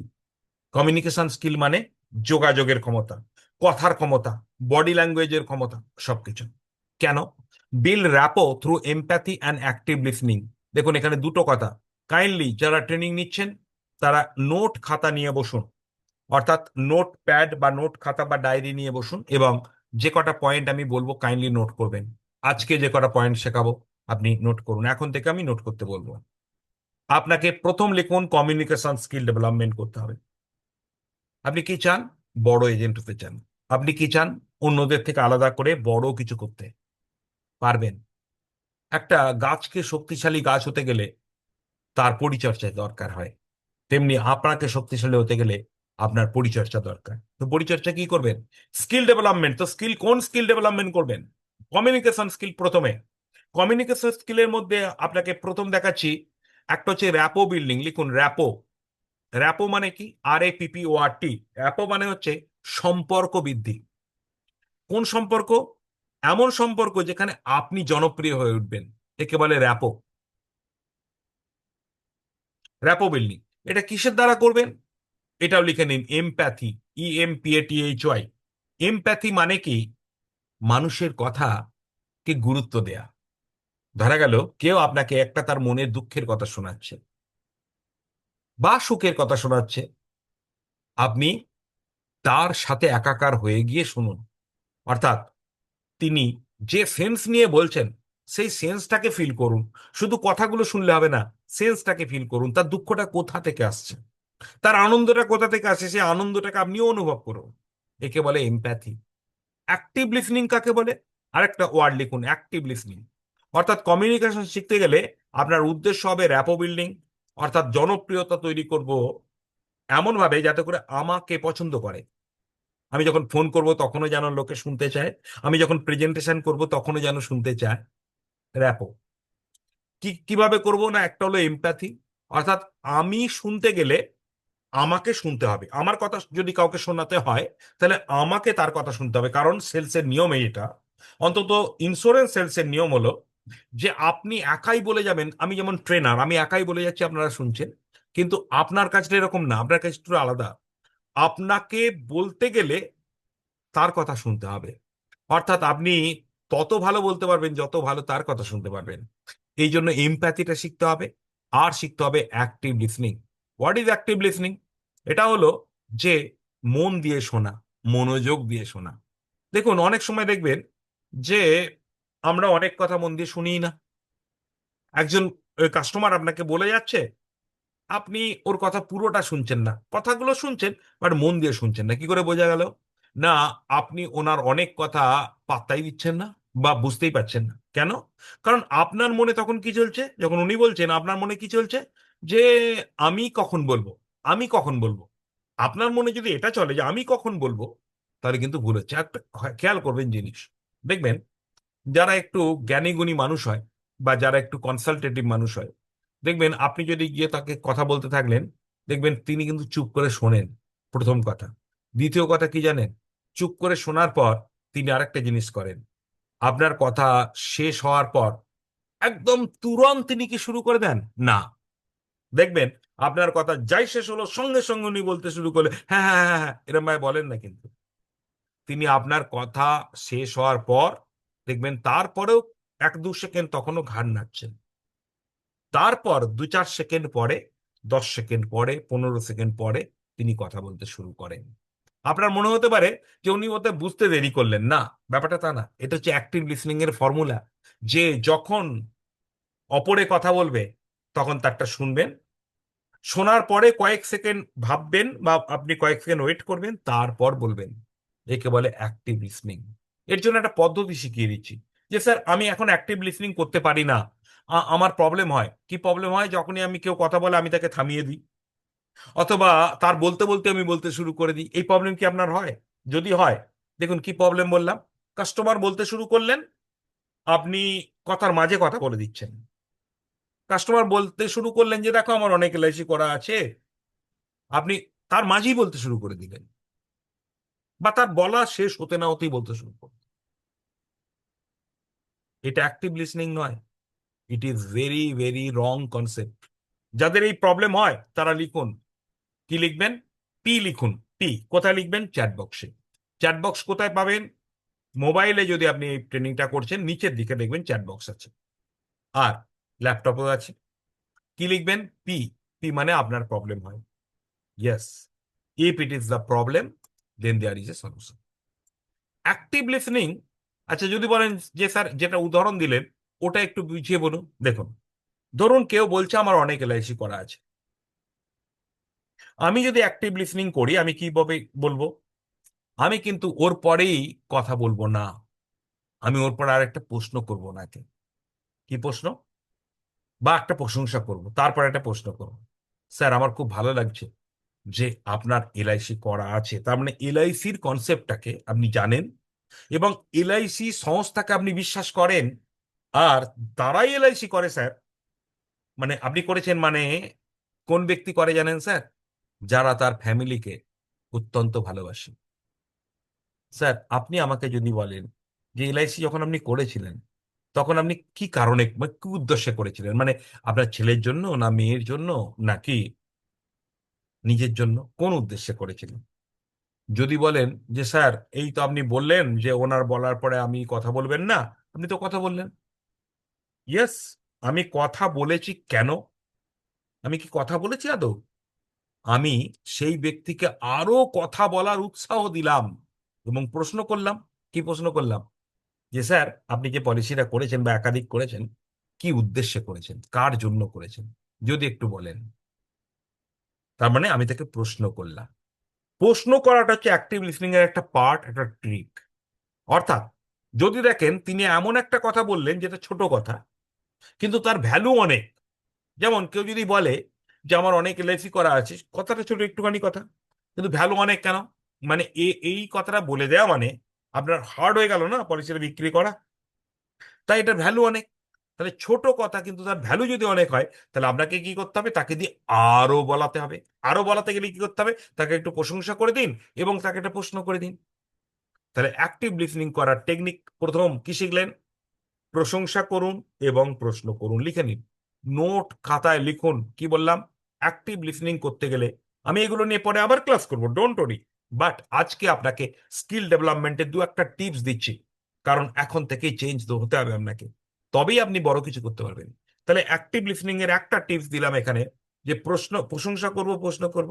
আর একটা টিপস দেবো, অ্যাক্টিভ লিসনিং করতে গেলে, মন দিয়ে শুনতে গেলে আরেকটা জিনিস করবেন। এই যেমন আজকে আপনারা ডায়েরি খাতা পেন নিয়ে বসেছেন, কাস্টমারের সামনেও যখন কথা বলবেন না, আপনি যেখানেই কথা বলুন, আপনি চেষ্টা করবেন ছোট ডায়েরি, বড় ডায়েরি বা ছোট প্যাড, বড় প্যাড ব্যবহার করতে। রাস্তাঘাটে দেখা করে যদি দাঁড়িয়ে দাঁড়িয়ে কথা বলতে হয়, তাহলে ছোট প্যাড ব্যবহার করবেন। বসে কথা বললে বড় প্যাড ব্যবহার করুন, প্যাড মানে রাইটিং প্যাড। এবং তিনি যা বলছেন আপনি সেটা নোট করবেন। তখন তিনি আপনাকে বললেন আমার অনেক এলআইসি পলিসি করা আছে, তার আগেই কিন্তু আপনার রাইটিং প্যাড এবং পেন খোলা থাকবে। আপনি ওখানে লিখলেন যে প্রিভিয়াস পলিসি, কথাটা লিখলেন, বা পলিসি আছে বাংলাতে লিখলেন, বা প্রিভিয়াস পলিসি আছে। লেখা মানে আপনি মন দিয়ে শুনছেন। লেখা মানে আপনি লিখলেই আপনার মনে প্রশ্ন চলে আসবে যে ওনাকে আর কি কোশ্চেন করা দরকার। তাই এটাও করতে পারেন। আর যখন কেউ বড় কথা বলবে, অনেকক্ষণ কথা বলবে, 2 মিনিট, 4 মিনিট, 5 মিনিট, আপনি তো শুনবেনই, আর প্রতিটা কথার মধ্যে কিছু না কিছু পয়েন্ট পাবেন। সব লাইনে পয়েন্ট নাও পেতে পারেন, 2-4 লাইন পরে পরে একটা করে পয়েন্ট পাবেন, সেই পয়েন্টগুলো নোট করবেন অ্যাক্টিভ লিসনিং। যেমন উদাহরণ দিয়ে দিচ্ছি, আজকে আপনাদের ট্রেনিং এ যারা সত্যিকারের খাতা পেন নিয়ে বসেছেন এবং ট্রেনিং শুনতে শুনতে লিখছেন, তারা কিন্তু আজকের ট্রেনিংটাকে অনেক বেশি বুঝতে পারবেন। আর যারা ভাবছেন যে স্যার তো আমাকে দেখতে পাচ্ছে না, আমি খাতা পেন নিয়ে বসিনি, আমি জাস্ট শুনে নেব, আমার করে জানা আছে, আমার অত জানার দরকার নেই, যদি এরকম মনে করেন, তাহলে জানবেন যে আজকের ট্রেনিং ক্লাসটায় আপনি যা বলবো আমি, অনেক গুরুত্বপূর্ণ পয়েন্ট আপনি মিস করে যাবেন। আপনি হয় শুনবেন না, না হয় শুনে বুঝতে পারবেন না, কারণ আপনি অ্যাক্টিভ লিসনিং করছেন না। So let us practice. আপনারা কি অ্যাক্টিভ লিসনিং করছেন কিনা এটা বোঝার জন্য আপনাদের আমি প্রশ্ন করব যে আপনারা যারা খাতায় লিখছেন, তারা ডায়েরি খাতা বা নোট খাতায় লিখছেন, তারা কে কথাটা লিখুন। কে মানে খাতা, খাতার প্রথম ওয়ার্ডটা কে লিখুন চ্যাট বক্সে, তাহলে আমি বুঝতে পারবো যে ইয়েস ইউ আর রাইটিং। দেখুন, যত বেশি অ্যাক্টিভ থাকবেন ট্রেনিং ক্লাসে, তত বেশি শিখতে পারবেন। উৎপলেন্দু দাস, Vivo1917। আমি Vivo1917কে বলবো আপনি পরের দিন যখন জয়েন করবেন, আপনার নামটা লিখে দেবেন ওখানে। জয়েন যখন করবেন তখন নাম লেখার জায়গা থাকে। সঞ্জয় হালদার, কার্তিক সামন্ত, চিত্ত মাহাতো, এনারা পি লিখেছিলেন। দ্বিজেন বাবু আসাম থেকে পি লিখেছিলেন। অনিমেষ বাবু লিখলেন কে, উৎপলেন্দু বাবু লিখলেন কে, সঞ্জয় হালদার লিখলেন কে, দোলন দত্ত লিখলেন কে, ভিভো লিখলেন কে, দ্বিজেন দাস লিখলেন কে, ইন্দ্রনীল বাবু লিখলেন কে, চিত্ত মাহাতো লিখেছেন কে, রাহুল পারিয়া লিখেছেন কে, তারাপদ ঘোষ লিখেছেন কে। ধন্যবাদ, আপনারা খাতা পেন নিয়ে বসেছেন। চলুন এরপর তাহলে আমরা কোর স্কিল ডেভেলপমেন্টের জন্য অ্যাক্টিভ লিসনিং শিখবো, এমপ্যাথি শিখবো। এগুলো কিন্তু ধরে ধরে শেখাবো আমি এই কোর্সে আগামী দিন। এবার চলুন explain policies in simple and relatable terms. যদি বলেন স্যার পলিসি তো আমরা জানি, লোককে তো বোঝায়, কিন্তু এই বোঝানোর অনেক পদ্ধতি আছে। গান, একই গান, ধরা গেল কোনো রবীন্দ্রসঙ্গীত আপনি শুনেছেন তো, একাধিক, একটা রবীন্দ্রসঙ্গীত, পপুলার রবীন্দ্রসঙ্গীতগুলো অন্তত 50 জন, 100 জন, 200 জন শিল্পী গেয়েছে। আপনি 10-15 জনের গলায় শুনেছেন, কিন্তু আপনি কি বলতে পারবেন যে সবাইকার ভাল লাগে আপনার? না, কয়েকজন গায়কের ভালো লাগে, বা হয়তো একটা দুটো গায়কের ভালো লাগে। অর্থাৎ একই গান, একই কলি, একই সুর হওয়া সত্ত্বেও আপনার একটা দুটো গায়কের গান ভালো লাগছে। একবার ভাবুন তো, যদি কথা পাল্টে যায়, সুর পাল্টে যায়, গায়ন ভঙ্গি পাল্টে যায়, তাহলে কত ডিফারেন্স হয়ে যায়। তাহলে আপনার ক্ষেত্রে পলিসিও আলাদা, আবার একই পলিসিকে বিভিন্নভাবে বলা যায়, কথা পাল্টে গেল, ব্যক্তি পাল্টে যাচ্ছে। যার কাছে বসছেন আজকে, কালকে অন্যজনের কাছে বসছেন, আজ সকালে যার কাছে বসছেন বিকালে অন্যজনের কাছে বসছেন, তার বয়স আলাদা, তার পেশা আলাদা, তার পরিবেশ আলাদা, তার পরিস্থিতি আলাদা। তাই একই পলিসিকে বিভিন্নভাবে বলা সম্ভব। এবং তার মধ্যে দুটো জিনিস কিন্তু মাথায় রাখতে হবে। একটা হচ্ছে সিম্পল ভাবে বলতে হবে, আর একটাকে বলে রিলেটেবল টার্মস। রিলেটেবল টার্মস মানে এমন ভাবে কথাগুলো ব্যবহার করুন যেটা তার জীবনের সাথে, তার পরিস্থিতির সাথে, তার শিক্ষাগত যোগ্যতার সাথে ম্যাচিং হয়। এটা শিখতে সময় লাগবে, but you have to learn it. আপনাকে শিখতেই হবে। Handle objection with confidence and clarity. Objection handling তো অবশ্যই শিখতে হবে আপনাকে। এবং যখন অবজেকশন হ্যান্ডলিং এটা একটা স্কিল শিখবেন, তখন কিন্তু শুধু উত্তর দেয়া শিখলে হবে না, উত্তর দিতে দিতে আপনার কনফিডেন্স লেভেল যেন হাই চাই। আর এই কনফিডেন্স লেভেল দুটো কারণে বাড়বে। একটা হচ্ছে আপনার নলেজ আপডেট থাকলে, আর একটা হচ্ছে আপনি যদি ভালো শোনেন, কাস্টমারের থেকে অ্যাক্টিভ লিসনিং করেন, তাহলে আপনার কনফিডেন্স লেভেল বাড়বে। আর তার সঙ্গে প্র্যাকটিস। এবার চলুন প্রোডাক্টের ব্যাপারে আপনার কি স্কিল দরকার হবে। প্রোডাক্টের ব্যাপারে আপনার deep understanding of LIC offerings and updates. Offering মানে এলআইসি কি অফারিং দেয় না, অনেক সংস্থা দেয়। মানে আপনি জুতোর দোকানে যান, জামার দোকানে যান, আপনি যে কোনো দোকানে যান, সেখানে অফার দেয়, অফার দেয়। এলআইসি অফার দেয় না, কিন্তু এলআইসির প্রতিটা পলিসি এক একটা অফারিং, প্রতিটা একটা অফার। কেন জানেন? এলআইসি মানুষকে অফার দেয় যে চলো, তোমার ছেলের নিয়ে প্রবলেম হচ্ছে, আগামী দিনে তুমি ভাবছো ছেলে পড়াশোনা টাকা কোত্থেকে পাবে, আমি তোমাকে অফার দিচ্ছি। আমার দু ধরনের প্ল্যান আছে, তুমি যে কোনো একটা প্ল্যান নাও, জীবন তরুণ অথবা জীবন লক্ষ্য। তোমার কি মনে হচ্ছে যে তোমার ছেলে মেয়ে চাকরি পাবে না, সারা জীবন তাদেরকে কিছু টাকা জোগান দিলে ভালো হয়? চলো, আমি আমি তোমাকে দুটো অফার দিচ্ছি। একটা হলো জীবন উৎসব, একটা হলো জীবন উমাং। এবং তার এই রকম ভাবে আপনি টাকাটা পাবে, তুমি পাবে। অফার দেয়। সেই অফারিংস গুলোকে আরো গভীরভাবে বুঝতে হবে আপনাকে। কারণ অফারিংটা ব্যক্তি কেন্দ্রিক আলাদা হবে, পরিস্থিতি কেন্দ্রিক আলাদা হবে, বয়স কেন্দ্রিক আলাদা হবে, এবং তার তার স্ট্যাটাস কেন্দ্রিক আলাদা হবে। একই পলিসি জীবন লাভ কোন একজন ইয়াং ব্যক্তি এই কারণে কিনতে পারেন যে আমার যদি 45 বছর বয়সে চাকরি চলে যায়, তাহলে আজকে আমার বয়স হয়তো 25, তাহলে আমি যদি একটা 21 বছরের জীবন লাভ করি, তাহলে আমার 46 বছর বয়সে গিয়ে আমি একটা হিউজ টাকা পাবো। সেই টাকা দিয়ে আমি একটা ব্যবসা করতে পারবো। তাহলে একটা ইয়াং ছেলে একটা অন্য কারণে এই অফারটা নিল।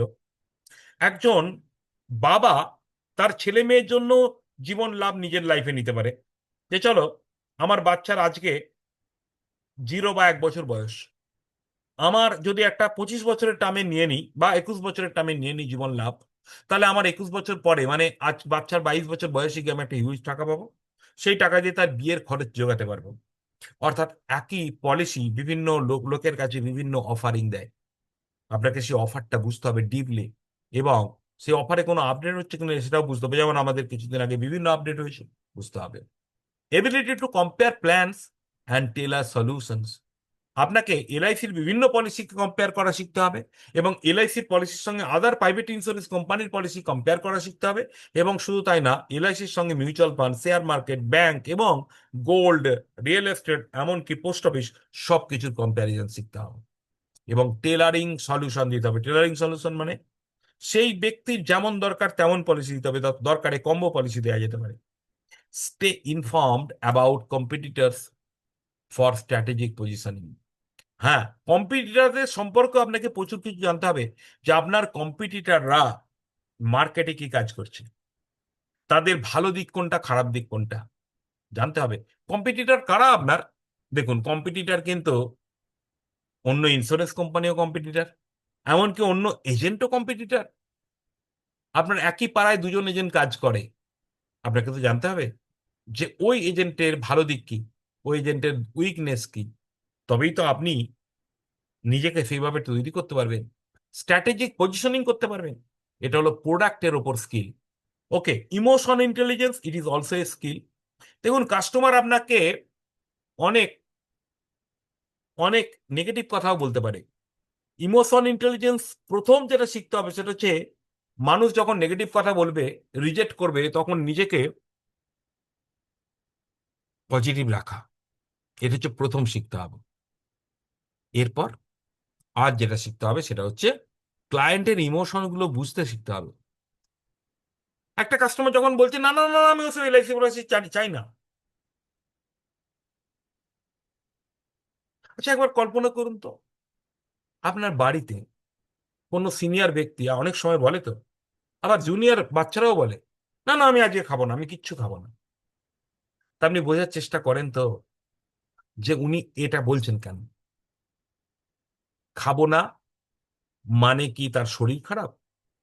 খাবো না মানে কি সে আগে থাকতে খেয়ে রেখেছে অনেক কিছু? খাবো না মানে কি আজকের যে রান্না হয়েছে সেই রান্নাটা তার রুচিসম্মত মনে হয়নি? খাবো না মানে কি তার কোনো বিষয়ে অভিমান হয়েছে? খাবো না মানে সে কি নিজের না খেয়ে খরচ কমাতে চাইছে? আমরা চেষ্টা তো করি যে নিজের বাড়ির লোককে বোঝার চেষ্টা করি তো যে এই ইমোশনটার পেছনে কারণ কি। এটাকেই বলে রিডিং দ্য ক্লায়েন্টস ইমোশন। ওনারা আপনার বাড়ির লোক, কিন্তু ক্লায়েন্ট যখন, তার ইমোশনটাকে রিড করা শিখতে হবে এবং রেসপন্ড উইথ সেন্সিটিভিটি। দেখুন, আপনি যদি বুঝে যান যে আপনার বাড়ির কোনো ব্যক্তি রাগ করে খাচ্ছেন না, তাহলে আপনি কিভাবে উত্তর দেবেন তাকে? আপনি তার ওই রাগটাকে প্রশমিত করার জন্য উত্তর দেবেন তো? তাহলে তার সেন্সিটিভিটি অনুসারে উত্তর দেবেন কিনা। কাস্টমারের ক্ষেত্রেও তাই। যদি দেখেন যে বাড়ির কারো পেট ভরে আছে বলে খাচ্ছে না, তখন আপনাকে আপনার ব্রেনে খেলে নিতে হবে যে আচ্ছা ওকে খাওয়ানো উচিত না উচিত নয়। যদি দেখেন না খাওয়ানো উচিত, তখন আপনি কি করবেন? তখন তাকে একটা লোভ দেখাচ্ছেন যে চলো তোমায় বেশি খেতে হবে না, কিন্তু আজকে কিন্তু অমুক রান্নাটা হয়েছে, তুমি একটু খেয়ে দেখো। কেন করছেন? বিকজ আপনি তার ইমোশনটাকে রিড করেছেন এবং তার সেন্সিটিভ এরিয়াতে আপনি জায়গাটাকে দেখিয়ে আপনি আপনার খাবারটাকে খাওয়াতে পারছেন। যারা এই কথাটাকে বুঝতে পারলেন, জানবেন তারা এজেন্সি প্রফেশনের অনেক ধাপ এগিয়ে গেলেন এই একটা কথাতে। কারণ আমাদের এজেন্সি সেলিং এর সবচেয়ে বড় দিক কোনটা জানেন? মানুষের ইমোশন বোঝা আর সেই ইমোশনের উপর কাজ করা। যারা এই লাইনটাকে বুঝে গেছেন, উদাহরণটাকেও বুঝে গেছেন, তারা কাইন্ডলি চ্যাট বক্সে লিখুন। কি লিখবেন? যদি খুব ভালো লাগে উদাহরণটা তাহলে ডাব্লিউ লিখবেন, ওয়াও। আর যদি শুধু বুঝেছেন তাহলে সি লিখবেন, ক্লিয়ার। এই একটা কথা যদি আপনার মনে থাকে, you please remember this word, this sentence. Okay, now we are going to make you clear about the use of story telling to connect with aspirations and fears. মানুষের অনেক ভয় থাকে, আবার অনেক আশা আকাঙ্ক্ষাও থাকে। আচ্ছা, আহ, আপনারও তো আছে। ধরুন এই মাসে, এই অগস্ট মাসে আপনার আপনার প্রফেশনের ক্ষেত্রে কি ভয় লাগছে? ম্যাক্সিমাম জনের যেটা লাগে, কি লাগছে? আচ্ছা এই মাসটা আমি ভালো ইনকাম করতে পারবো তো? এটা ভয়। হয়তো পারবো না, হয়তো হবে না, ভয়। আবার একই দিকে কিন্তু আশাও আছে যে চলো আমি এই মাসে হিউজ কাজ করতে পারি, এই যে আমি ট্রেনিং নিচ্ছি, আমি নিজেকে ডেভেলপ করছি, আমি এই মাসে বিরাট কাজ করতে পারি। তাহলে ভয়ও আছে, আশাও আছে। যার ভয় আছে তার আশা নেই, এটা ভাবা ভুল। যার আশা আছে তার ভয় নেই, এটাও ভাবা ভুল। আপনাকে দুটোর ওপর কাজ করতে হবে, স্বপ্নের ওপর আর ভয়ের ওপর। স্বপ্নও দেখাতে হবে, আবার পর মুহূর্তে ভয় দেখিয়ে তাকে স্বপ্নটাকে ভাঙাতে হবে। আর সেই স্বপ্নটা যাতে না ভাঙে সেই রক্ষা করার জন্য এলআইসি পলিসি দিতে হবে। কিরকম? একটা মানুষকে যখন আপনারা এডুকেশন ফান্ডের কথা বলেন, তখন একটা বড় স্বপ্ন দেখান যে দেখুন সবাইকার ছেলে মেয়ে বাবা মায়ের মুখ উজ্জ্বল করবে, এটা আমরা আশা করি। কিন্তু সবাই পারে না, দুটো জায়গা থেকে পারে না। একটা হলো ছেলে মেয়েরা নিজেরা প্রিপেয়ার্ড হয় না, ভালো পড়াশোনা করে না। আরেকটা জায়গা, পড়াশোনা করতে গেলে যে পরিবেশ লাগে, সেই পরিবেশ মানে আর্থিক পরিবেশ থেকে আরম্ভ করে এভরিথিং যে সাপোর্ট, সেটা অনেক সময় বাবা মা করে না। একবার ভাবুন তো, আপনার ছেলে মেয়ে খুব প্রচেষ্টা করবে আর আপনিও ছেলে মেয়েকে যত টাকা লাগবে সাপোর্ট করার চেষ্টা করবেন। আপনার ছেলে একটা সময় ডাক্তার হয়ে বেরোবে, বড় ব্যারিস্টার হয়ে বেরোবে, বড় চার্টার্ড অ্যাকাউন্টেন্ট হয়ে বেরোবে মেয়ে বা ছেলে, বড় ইঞ্জিনিয়ার হয়ে বেরোবে। এবং সে সমাজের এবং আপনার মুখ উজ্জ্বল করবে। কেমন লাগবে? সাপোর্ট দরকার। কেমন লাগবে স্যার? এটা এটা যে বললেন এটা হলো ড্রিম, এরপরে কি বলবেন? এরপরে বলবেন যে স্যার,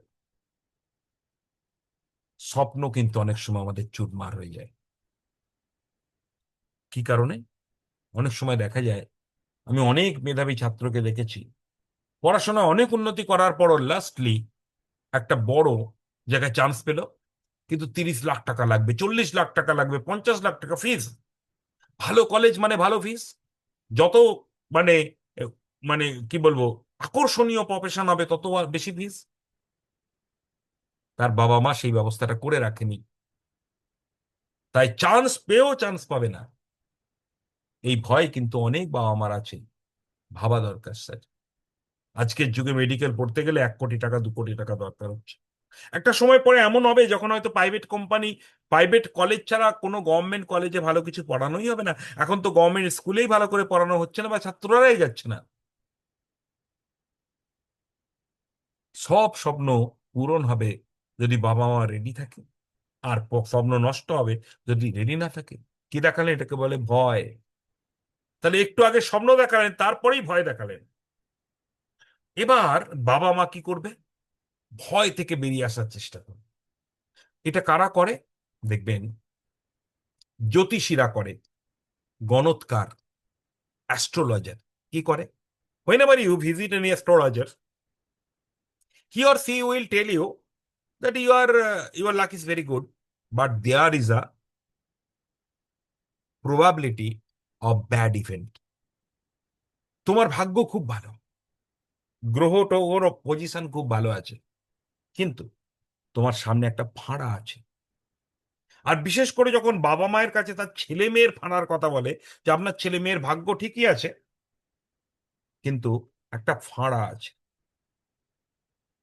1 বছরের মধ্যে ওনার একটা বড় বিপদ আসবে। কারণ কারণ সহ বলে, অমুক গ্রহ অমুক জায়গায় বসে আছে, যাকে অমুক গ্রহ গ্রাস করছে। যখনই তাকে স্বপ্ন দেখিয়ে ভয় দেখিয়ে দেওয়া হলো, তখন বাবা মায়ের মনে কি হবে? যে না, আমি ছেলে মেয়েকে এই বিপদে ফেলতে দেব না। আপনি যদি বলেন তার গণৎকারের উপর বিশ্বাস না থাকলে তো এটা মানবে না, ইয়েস, মানবে না, কিন্তু মানতে বাধ্য হবে। কেন জানেন? কারণ ভয় এমন জিনিস না, ইভেন ইফ আপনি হেলমেট ছাড়া, একবার ভেবে দেখুন, একটা কল্পনা করুন, হেলমেট ছাড়া গাড়ি চালান কি? ধরুন কোনো একদিন চালাচ্ছেন মোটর বাইক। আচ্ছা, রাস্তায় যখন আমরা যাচ্ছি, আমরা বাচ্চা ছেলে অনেক সময়, মানে পথের শিশু, ভিখারি শিশু বলছি, অনেকে ঘুরে বেড়ায় দেখেছি। তো পথের ভিখারি শিশুর কোনো কথা আমরা বিশ্বাস করি কি? করি না তো, করি না। কিন্তু একবার কল্পনা করুন, আপনি মোটর বাইকে যাচ্ছেন, কোনো কারণে হেলমেট নিয়ে যাননি, আর সামনে একটা চৌমাথা আসছে, যেখানে কোনো কোনো সময় পুলিশ ধরে। আপনি ভুলে গেছেন বা আপনি অতটা খেয়াল করছেন না, কিন্তু ঠিক চৌমাথার একটু আগে, চৌমাথা তখন ঢোকেননি, তার একটু আগে ওই পথের ভিখারি একটা শিশু হঠাৎ করে আপনাকে হাত দেখিয়ে আপনাকে বললো, ওদিকে যেও না, ওদিকে যেও না, পুলিশ ধরছে। আপনি কিন্তু দেখতে পাননি পুলিশ ধরছে কিনা। বলুন আপনি থামবেন কিনা, বলুন আপনি ওই বাচ্চাটার কথা বিশ্বাস করবেন কিনা, বলুন। আগে বলুন, তারপর আমি আবার ক্লাস করব। বলুন, বিশ্বাস করবেন কি করবেন না? লিখুন, যদি ইয়েস হয় ওয়াই লিখুন।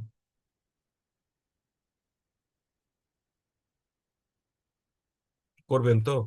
সবাই লিখতে অসুবিধা হচ্ছে কেন? লিখুন। আমি চাই প্রত্যেকে ইন্টারেক্টিভ হন। একজন না লিখেছে, এম লিখেছেন, বাকিরা বিশ্বাস করবেন। কেন করবেন জানেন? প্রশ্নটা বাচ্চার নয়, কে বলছে নয়, প্রশ্নটা কি বলছে। লিখে রাখুন, কথাটা লিখে রাখুন, কাজে লাগবে। কে বলছে এর থেকেও ইম্পর্টেন্ট কি বলছে, ইট ইজ ভেরি ইম্পর্টেন্ট। আচ্ছা বলুন তো, ইউটিউবে আমরা অনেক সময় একদম বাচ্চাদের কথা, একদম কারো একটা এমন ইউটিউব হয়তো তাকে কোনোদিন দেখেননি, কিন্তু একটা দারুণ দামি কথা বলে দিলে আপনার বিশ্বাস হয়ে যাবে। দামি কথা, দামি খবর নয়, দামি কথা। কারণ ওখানে কে বলছে ইম্পর্টেন্ট নয়, কি বলছে এটা ইম্পর্টেন্ট। লিখে রাখুন, কে বলছে থেকেও বেশি ইম্পর্টেন্ট হচ্ছে কি বলছে। তাহলে আপনি ভয় দেখাচ্ছেন, ওই বাচ্চাটা ভয় দেখাচ্ছে, আর আপনার মধ্যে সেই ভয় ছিল তো, তাই আপনি থেমে যাবেন, থামতে বাধ্য। জ্যোতিষীও সেটা করে, আপনিও ওটা করবেন। জ্যোতিষী করে পয়সা লোটার জন্য, বা সত্যিকারের জ্যোতিষী হলে সত্যি সাবধানতার জন্য। আপনি কিন্তু পিওরলি তাকে সাবধান করার জন্য করছেন, এবং আপনি পয়সা লোটার জন্য করছেন না, আপনি পয়সা দেওয়ার জন্য করছেন। এবার যারা আমার সাথে একমত, তারা এ লিখুন, এগ্রিড। বসে থাকবেন না, কিছু করুন, লিখুন এগ্রিড। তবে আপনার মনে থাকবে অ্যাকচুয়ালি আমি কি শেখাচ্ছি। ধন্যবাদ। তাহলে এবার বুঝতে পেরেছেন যে অ্যাসপিরেশন এবং ফিয়ার দেখাতে হবে। কিসের দ্বারা দেখাবেন? গল্পের দ্বারা। যেমন একটু আগে আমি গল্প করলাম, এরকম কোনো মানুষের গল্প, জীবনের গল্প দেখান। Maintain composer during tough negotiations. যখন কঠিন নেগোসিয়েশন হয়, বার্গেনিং হয়, করবে না করছে, আপনি করাতে চাইছেন, তখন কিন্তু আমরা অনেক সময় উত্তেজিত হয়ে পড়ি, রাগ হয়ে যেতে পারে, অভিমান হয়ে যেতে পারে, বিচলিত হয়ে যায়। তখন কম্পোজার অর্থাৎ শান্তি বজায় রাখতে হবে নিজের মধ্যে। এবার digital fluency, it is also skill. দেখুন, আমি তো আজকে নলেজের ব্যাপারে বেশি কিছু বলছি না। কেন? আজকে আপনাকে আমি প্রথম শুরু করছি স্কিল ডেভেলপমেন্ট দিয়ে। কেন জানেন? নলেজ হচ্ছে জ্ঞান, যেটা কিন্তু সারা জীবন শিখে যেতে হবে। কিন্তু ওই শিক্ষাটাকে ব্যবহার করতে গেলে কি চাই? স্কিল। তো কি কি স্কিল ডেভেলপমেন্ট করতে হবে সেটা শিখছেন। ওকে। ডিজিটাল ফ্লুয়েন্সি, এতদিন কি বলা হচ্ছিল? ডিজিটাল মার্কেটিংটা শিখুন জাস্ট, মানে বলা হচ্ছিল স্বাক্ষর করতে হবে, স্বাক্ষর, ডিজিটাল লিটারেসি। এখন কিন্তু কথা পাল্টে গেছে। এখন তোমাকে শুধু ডিজিটাল স্বাক্ষর হলে চলবে না। যখন সবাই অশিক্ষিত থাকে তখন দেশ চেষ্টা করে সবাইকে স্বাক্ষর করতে, কিন্তু যখন সবাই স্বাক্ষর হয়ে যায় তখন চেষ্টা করে লেখাপড়া করাতে। যখন লেখাপড়া শিখে যায় তখন দেশ চেষ্টা করবে উচ্চশিক্ষিত করাতে, তাই কি না? তাহলে এখন কিন্তু আর ডিজিটাল লিটারেসির যুগ না, এখন ডিজিটাল ফ্লুয়েন্সির যুগ। অর্থাৎ ডিজিটাল সবাই জানতে হবে, তার মধ্যে কে কত স্পিডে ডিজিটাল ব্যবহার করতে পারবে। যেমন ক্যানভা, পাওয়ার পয়েন্ট। আমার যারা ডিজিটাল কোর্স করছেন তারা শিখছেন। আপনাদের মধ্যে যারা আমার ডিজিটাল কোর্স জয়েন করেননি, তারা এখনো জয়েন করতে পারবেন। মাত্র 3,149 টাকায় জয়েন করতে পারবেন। আজকে যদি জয়েন করেন তাহলে 2,499 টাকাতেও জয়েন করতে পারবেন। এখনো আপনি এই কোর্স জয়েন করতে পারছেন। 8খানা ক্লাস হবে, যেটা কিন্তু এই আলাদা করে আপনাকে জয়েন করতে হবে। ওকে। এবার চলুন, ডিজিটাল ফ্লুয়েন্সি আপনাকে শিখতে হবে। যেমন আমরা কি শিখেছি দেখুন, একটা সময় তো আমরা হাঁটতে শিখেছিলাম, ছুটতে শিখেছি। আদিম পুরুষরা, আদিম মানুষরা শিকার করতে শিখেছিল, তারপরে ঘোড়ায় চড়তে শিখেছিল, তারপরে মোটর বাইক চড়তে শিখেছি, সাইকেল চড়তে শিখেছি, মোটর বাইক চড়তে শিখেছি, তারপরে 4 চাকা গাড়ি চালাতে শিখেছি, পার্সোনাল ইউজের জন্য, ইয়েস, ড্রাইভার হওয়ার জন্য না। এখন না, আপনাকে আরেকটা ড্রাইভার হতে হবে, শিখতে হবে ড্রাইভিং। সেটা হচ্ছে আর্টিফিশিয়াল ইন্টেলিজেন্সকে ব্যবহার করা শিখতেই হবে আপনাকে, ডিজিটাল মার্কেটকে ব্যবহার করা শিখতেই হবে। ইট ইজ নট দ্য এরা of digital literacy, it is the এরা অফ ডিজিটাল ফ্লুয়েন্সি। এবার চলুন, সেলস স্ট্র্যাটেজি এবং প্ল্যানিং, এটার কি স্কিল লাগে? দেখুন, একটু আগে তো সেলস এর টেকনিক শিখছিলাম, ইমোশন সেলিং, কমিউনিকেশন শিখছিলাম, কিন্তু সেলস এর স্ট্র্যাটেজিও একটা স্কিল। ইয়েস। স্ট্র্যাটেজি মানে একটা লোকের সঙ্গে যখন আমরা পরিচয় করব, তখন আমরা তাকে বলা হয় এআইডিএ ফর্মুলা। যখন আমরা পার্সুয়েশন করব তখন হচ্ছে পিএএস ফর্মুলা। এগুলো শেখাবো ধাপে ধাপে, শিখতে হবে। এছাড়া সেলস এর স্ট্র্যাটেজি ঠিক করতে গেলে শুধু গাধার মতো খাটলে হবে না, শুধু যার কাছে পাবো তার কাছে চলে গেলে হবে না। আপনাকে ক্লায়েন্টকে সেগমেন্টেশন করতে হবে, ক্লায়েন্টকে নির্বাচন তো করতেই হবে, আপনাকে ক্লায়েন্টকে বাছাই করতে হবে যে কোন সেগমেন্টের ক্লায়েন্টের কাছে আমি যাব, কার কাছে কম যাব, কার কাছে বেশি যাব, কার কাছে কতটা প্রস্তুত হয়ে যাব, কাদের কাছে যাচ্ছি, কাদের কাছে যাচ্ছি না। এবং টার্গেটেড মেসেজিং শিখতে হবে আপনাকে। মেসেজিং মানে কি বলবো, সেটা প্রতিটা সেক্টরে আলাদা শিখতে হবে। Model commissions and long term financial outcomes আপনাকে জানতে হবে। এর মানে আপনাকে কমিশনের মডেল তৈরি করতে হবে। কমিশনের মডেল মানে আমি এই মাসে কত কমিশন পাবো, পরের মাসে কত পাবো, তারপরের মাসে কত পাবো, কতটা কমিশন পেলে আপনি ক্লাব মেম্বার হবো, কতটা কমিশন পেলে আমি এমডিআরটি হব, এবং আমি পরপর 4 বছর কত কমিশন পেলে আমি একটা সিএম ক্লাব হতে পারি, বা 3 বছর, এবং আমি কি ধরনের মডেল তৈরি করলে আমি সারা জীবন একটা হিউজ ইনকাম করতে পারবো। তার স্ট্র্যাটেজি প্ল্যানিং করতে হবে। পার্সোনাল ব্র্যান্ডিং এবং প্রেজেন্টেশনের জন্য আপনাকে স্কিল ডেভেলপমেন্ট করতে হবে। কিরকম? আমাদের ব্র্যান্ডিং কোত্থেকে আসে জানেন? অনেকে বলে দেখতে শুনতে ভালো হলে তাকে মানুষ জনপ্রিয় হয়ে যায়। আচ্ছা, ধরুন একজন ব্যক্তিকে দেখতে শুনতে খুব ভালো, কিন্তু কথা জড়িয়ে যায়, আওয়াজ ভালো করে বেরোয় না, উচ্চারণ ভুল হয়। দু একটা ভুল হতে পারে, কিন্তু অনেক উচ্চারণ ভুল হয়, কি বলছে বোঝা যায় না। তার ব্র্যান্ডিং হবে? হবে না তো। সো যদি আপনাকে দেখতে ভালো হয়, প্লাস পয়েন্ট। যদি দেখতে ভালো না হয়, তাহলে মাইনাস পয়েন্ট, কিছু হলো না। কিন্তু আপনার ভয়েস যেন বেটার হয়। যদি বলেন ভয়েস তো ঈশ্বর প্রদত্ত, বাট একে চেঞ্জ করা যায়। কিন্তু একটা চেঞ্জ করতে পারে সবাই, সেটা কি? আমার ভয়েসটাকে কনফিডেন্ট করতে পারি। আমরা অনেক সময় মিনমিন করে কথা বলি, ম্রিয়মাণ হয়ে যায়, কেন জানেন? কারণ আমরা যেটা বলছি তার উপর ভরসা থাকে না। আমি একটা পলিসির সম্পর্কে দারুণ বলছি, এই পলিসিটা দারুণ ভালো, কিন্তু বলতে গিয়ে আমার মনে হচ্ছে সত্যিই কি দারুণ ভালো, তখন আমার কনফিডেন্স চলে গেল। কিংবা আরেকটা কারণে কনফিডেন্স চলে যায়, আমি ভাবছি যে আমি তা তো ভালো বলছি, উনি নেবেন কিনা। যদি একবার মনে পড়ে যায় উনি তো নেবেন না, আমার কনফিডেন্স চলে যাবে। আপনাকে তখন কি ভাবতে হবে? নেয়ার জন্য আমি আসিনি, আমি এসেছি আমার প্রেজেন্টেশন করার জন্য। নিলেও ভালো, না নিলেও ভালো, তবে আপনার ভয়েসে কনফিডেন্স আসবে। শুধু ভয়েসে কনফিডেন্স থাকলেও কিন্তু অনেক কাজ হবে। আজকে আমরা গত 4ঠা আগস্ট একজন বিখ্যাত শিল্পীর জন্মদিন ছিল, কিশোর কুমার। আপনারা অনেকেই পছন্দও করেন, আমি তো খুব পছন্দ করি। এই কিশোর কুমার কিন্তু কোথাও তালিম নেননি, এবং খুব ভালো যে ক্লাসিক্যাল গাইতে পারতেন প্রথম দিকে তাও কিন্তু নয়, কিন্তু ওনার ভয়েসে একটা দারুণ কনফিডেন্স ছিল, ওনার নিজের ওপর বিশ্বাস ছিল, এবং কাস্টমারের ওপর বিশ্বাস ছিল আমার ভয়েস তারা নেবে, যে কোনো ভাবেই হোক নেবে, আজ না হলেও পরে নেবে। That is the confidence makes Kishore Kumar. তার সঙ্গে বডি ল্যাঙ্গুয়েজ,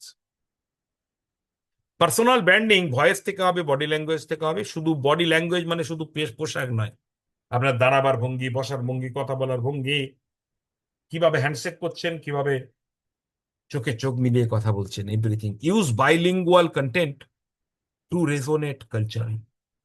অনেক সময় বাংলা ভাষায় কথার সঙ্গে হিন্দি বলতে হতে পারে, অনেক সময় বাংলার সঙ্গে ইংলিশ বলতে হতে পারে, অনেক সময় কলকাতার বাংলার সাথে মিশিয়ে আপনাকে নদিয়ার বাংলা বলতে হতে পারে, অনেক সময় আপনাকে বর্ধমানের বাংলা বলতে হতে পারে, আপনাকে বাইলিঙ্গুয়াল কন্টেন্ট কথা বলতে হতে পারে।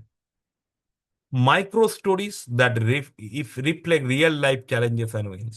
বিভিন্ন ছোট ছোট গল্প শিখতে হবে এবং বলতে হবে। মানুষকে দেখে দেখে শিখুন গল্পগুলো, বলুন।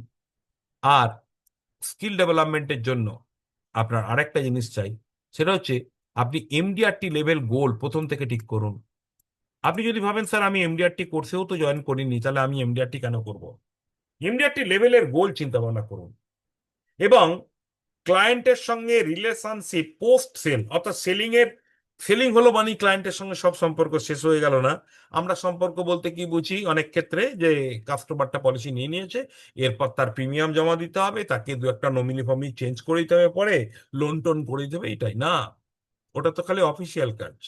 বাট পোস্ট সেলস রিলেশনশিপ মানে তাকে আমাকে বহুবার টাচ করতে হবে, তার জন্মদিন, তার বিবাহ বার্ষিকী, ছেলে মেয়ের জন্মদিন, সব সময়, এবং তার সুখে দুঃখে আমাকে তার পাশে থাকার চেষ্টা করতে হবে, অন্তত ফোনের মাধ্যমে। Pilot test new approaches and refine based on Facebook. এর মানে কি? এর মানে হচ্ছে আপনি যখন যখন এরপর থেকে নতুন অ্যাপ্রোচ করবেন, অ্যাপ্রোচ মানে কি? শুধু সেলসের অ্যাপ্রোচ? একটা নতুন লোকের সঙ্গে পরিচয় করতে গেলে অ্যাপ্রোচ লাগে, ফোন করতে গেলে অ্যাপ্রোচ লাগে, একটা ডিজিটাল মার্কেটিংটাও অ্যাপ্রোচ। যখন করছেন, প্রথমে পাইলট টেস্ট করুন যে আমি ঠিক করছি কিনা, তারপর আপনি কাজ করুন। বাই দা বাই, আমি এখন একটা 4 মিনিটের ব্রেক নেবো, কারণ আপনারা অনেকে জানেন বিগত কয়েকদিন ধরে আমার গলায় একটা প্রবলেম হচ্ছে। মানে এটা সর্দির জন্য হচ্ছে, ইনফেকশনের জন্য, বাট এর জন্য ডাক্তার কিন্তু আমাকে আধ ঘন্টা পরে 4 মিনিট 5 মিনিট রেস্ট নিতে বলেছে, কিন্তু আমি সবসময় পারছি না, বাট এখন আমাকে নিতেই হবে। 4-5 মিনিটের মধ্যে আমি ফিরে আসছি এবং তারপর আজকে আমি বাকি অংশ করব। এখনো পর্যন্ত আপনাদের ট্রেনিং ক্লাস কেমন লাগলো আপনারা সেটা চ্যাট বক্সে লিখুন। যদি খুব ভালো লাগে এক্সেলেন্ট ই, যদি তার থেকে একটু কমজোর লাগে ভি, জি ভেরি গুড, তার থেকে কমজোর লাগে তাহলে জি গুড, আর খারাপ লাগলে পি লিখবেন। বাট আপনার যদি কোনো কোশ্চেনও থাকে কোশ্চেনও লিখবেন। আপনার যদি কিছু জানার থাকে জানার লিখবেন। কোথায় লিখবেন? Chat box. Thank you.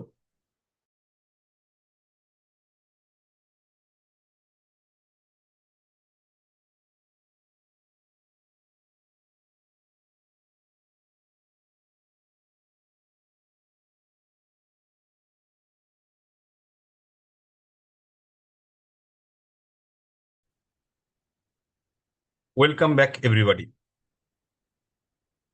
আপনারা প্রত্যেকে রেটিং দিয়েছেন, ধন্যবাদ। ম্যাক্সিমাম জন ই দিয়েছেন, দু একজন জি দিয়েছেন। ওকে।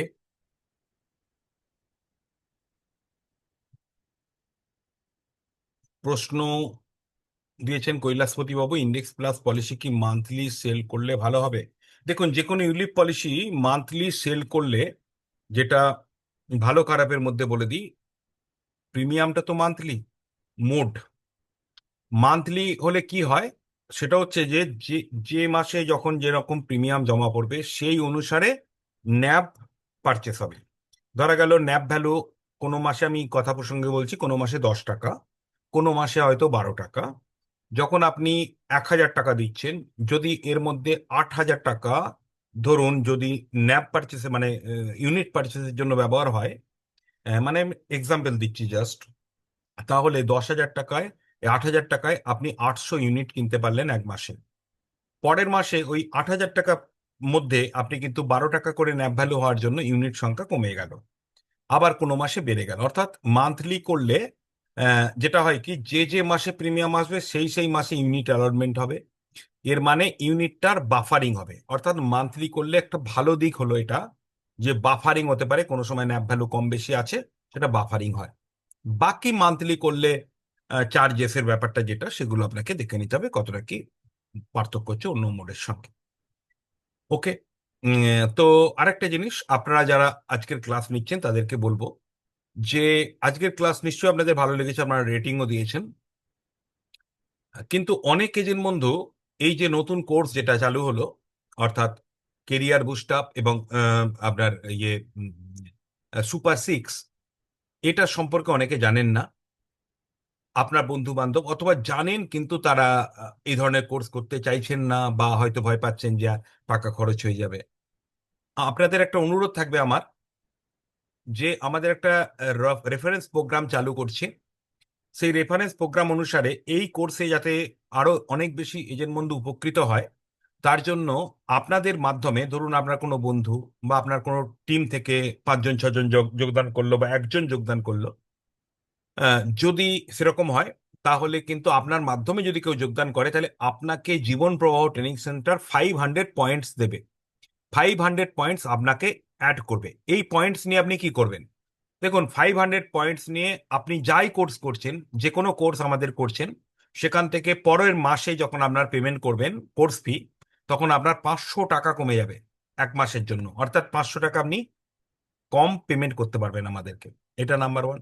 নাম্বার 2, যদি মনে করেন না আমি পেমেন্টের ছাড় নেব না, তাহলে আমাদের 500 রুপিসের একটা দুর্দান্ত ভালো বই আছে, যেটা এমডিআরটির ওপর এবং অবজেকশন হ্যান্ডলিং ওপর, খুব সুন্দর মোটা পাতার সুন্দর বই, বড় সাইজের।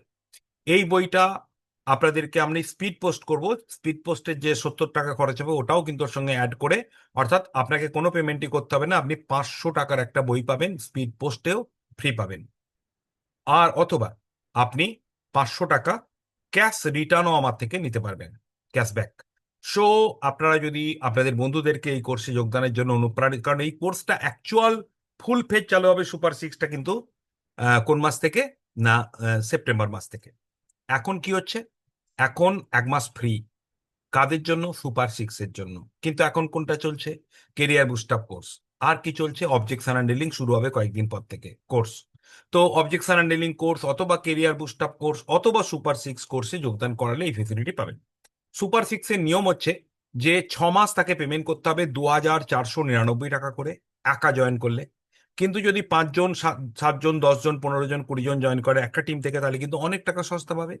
20 জন, এমনকি 20 জন জয়েন করলে 2,500-এর জায়গায় অনেক সস্তা, মানে কল্পনাই করা যাবে না, 799 পর্যন্ত নামতে পারে। তো আপনারা আপনাদের টিমে কথা বলুন, আপনার অন্য এজেন্ট বন্ধুর সঙ্গে কথা বলুন, এবং এখানে ক্লাস কেমন হয়, এখান থেকে কি লাভ পায় সেটা দেখান। তো চলুন, আজকের ক্লাসে আমরা এর পরে যেটা আপনাদেরকে দেখাবো সেটা কিন্তু একটা সুন্দর জিনিস দেখাবো। বলতে আপনাদেরকে আমি কয়েকটা প্রশ্ন করব। ওকে, প্রশ্নগুলো তুলে ধরছি, এবং কি প্রশ্ন করব সেটা হচ্ছে আপনাদেরকে একটু আগে আমি যে ক্লাসটা করলাম সেই ক্লাসটা আপনারা কতটা শিখলেন সেটা জানার জন্য প্রশ্ন। এবং এটা আমরা আগামী দিনে এই কোর্সের ক্লাসে এইভাবে আমরা কুইজ কন্টেস্ট করতে থাকবো, যাতে করে আপনার শিক্ষাটা সুন্দরভাবে হয়। ওকে, তো চলুন আমি কোশ্চেনে নিয়ে যাই। দেখুন, আপনারা যেটা একটু আগে শিখলেন তার উপরই কোশ্চেন। প্রথম কোশ্চেন আপনাদের জন্য থাকলো, আমি পড়ে দিচ্ছি, একদম বাংলায় পড়ে দিচ্ছি আপনাদের জন্য।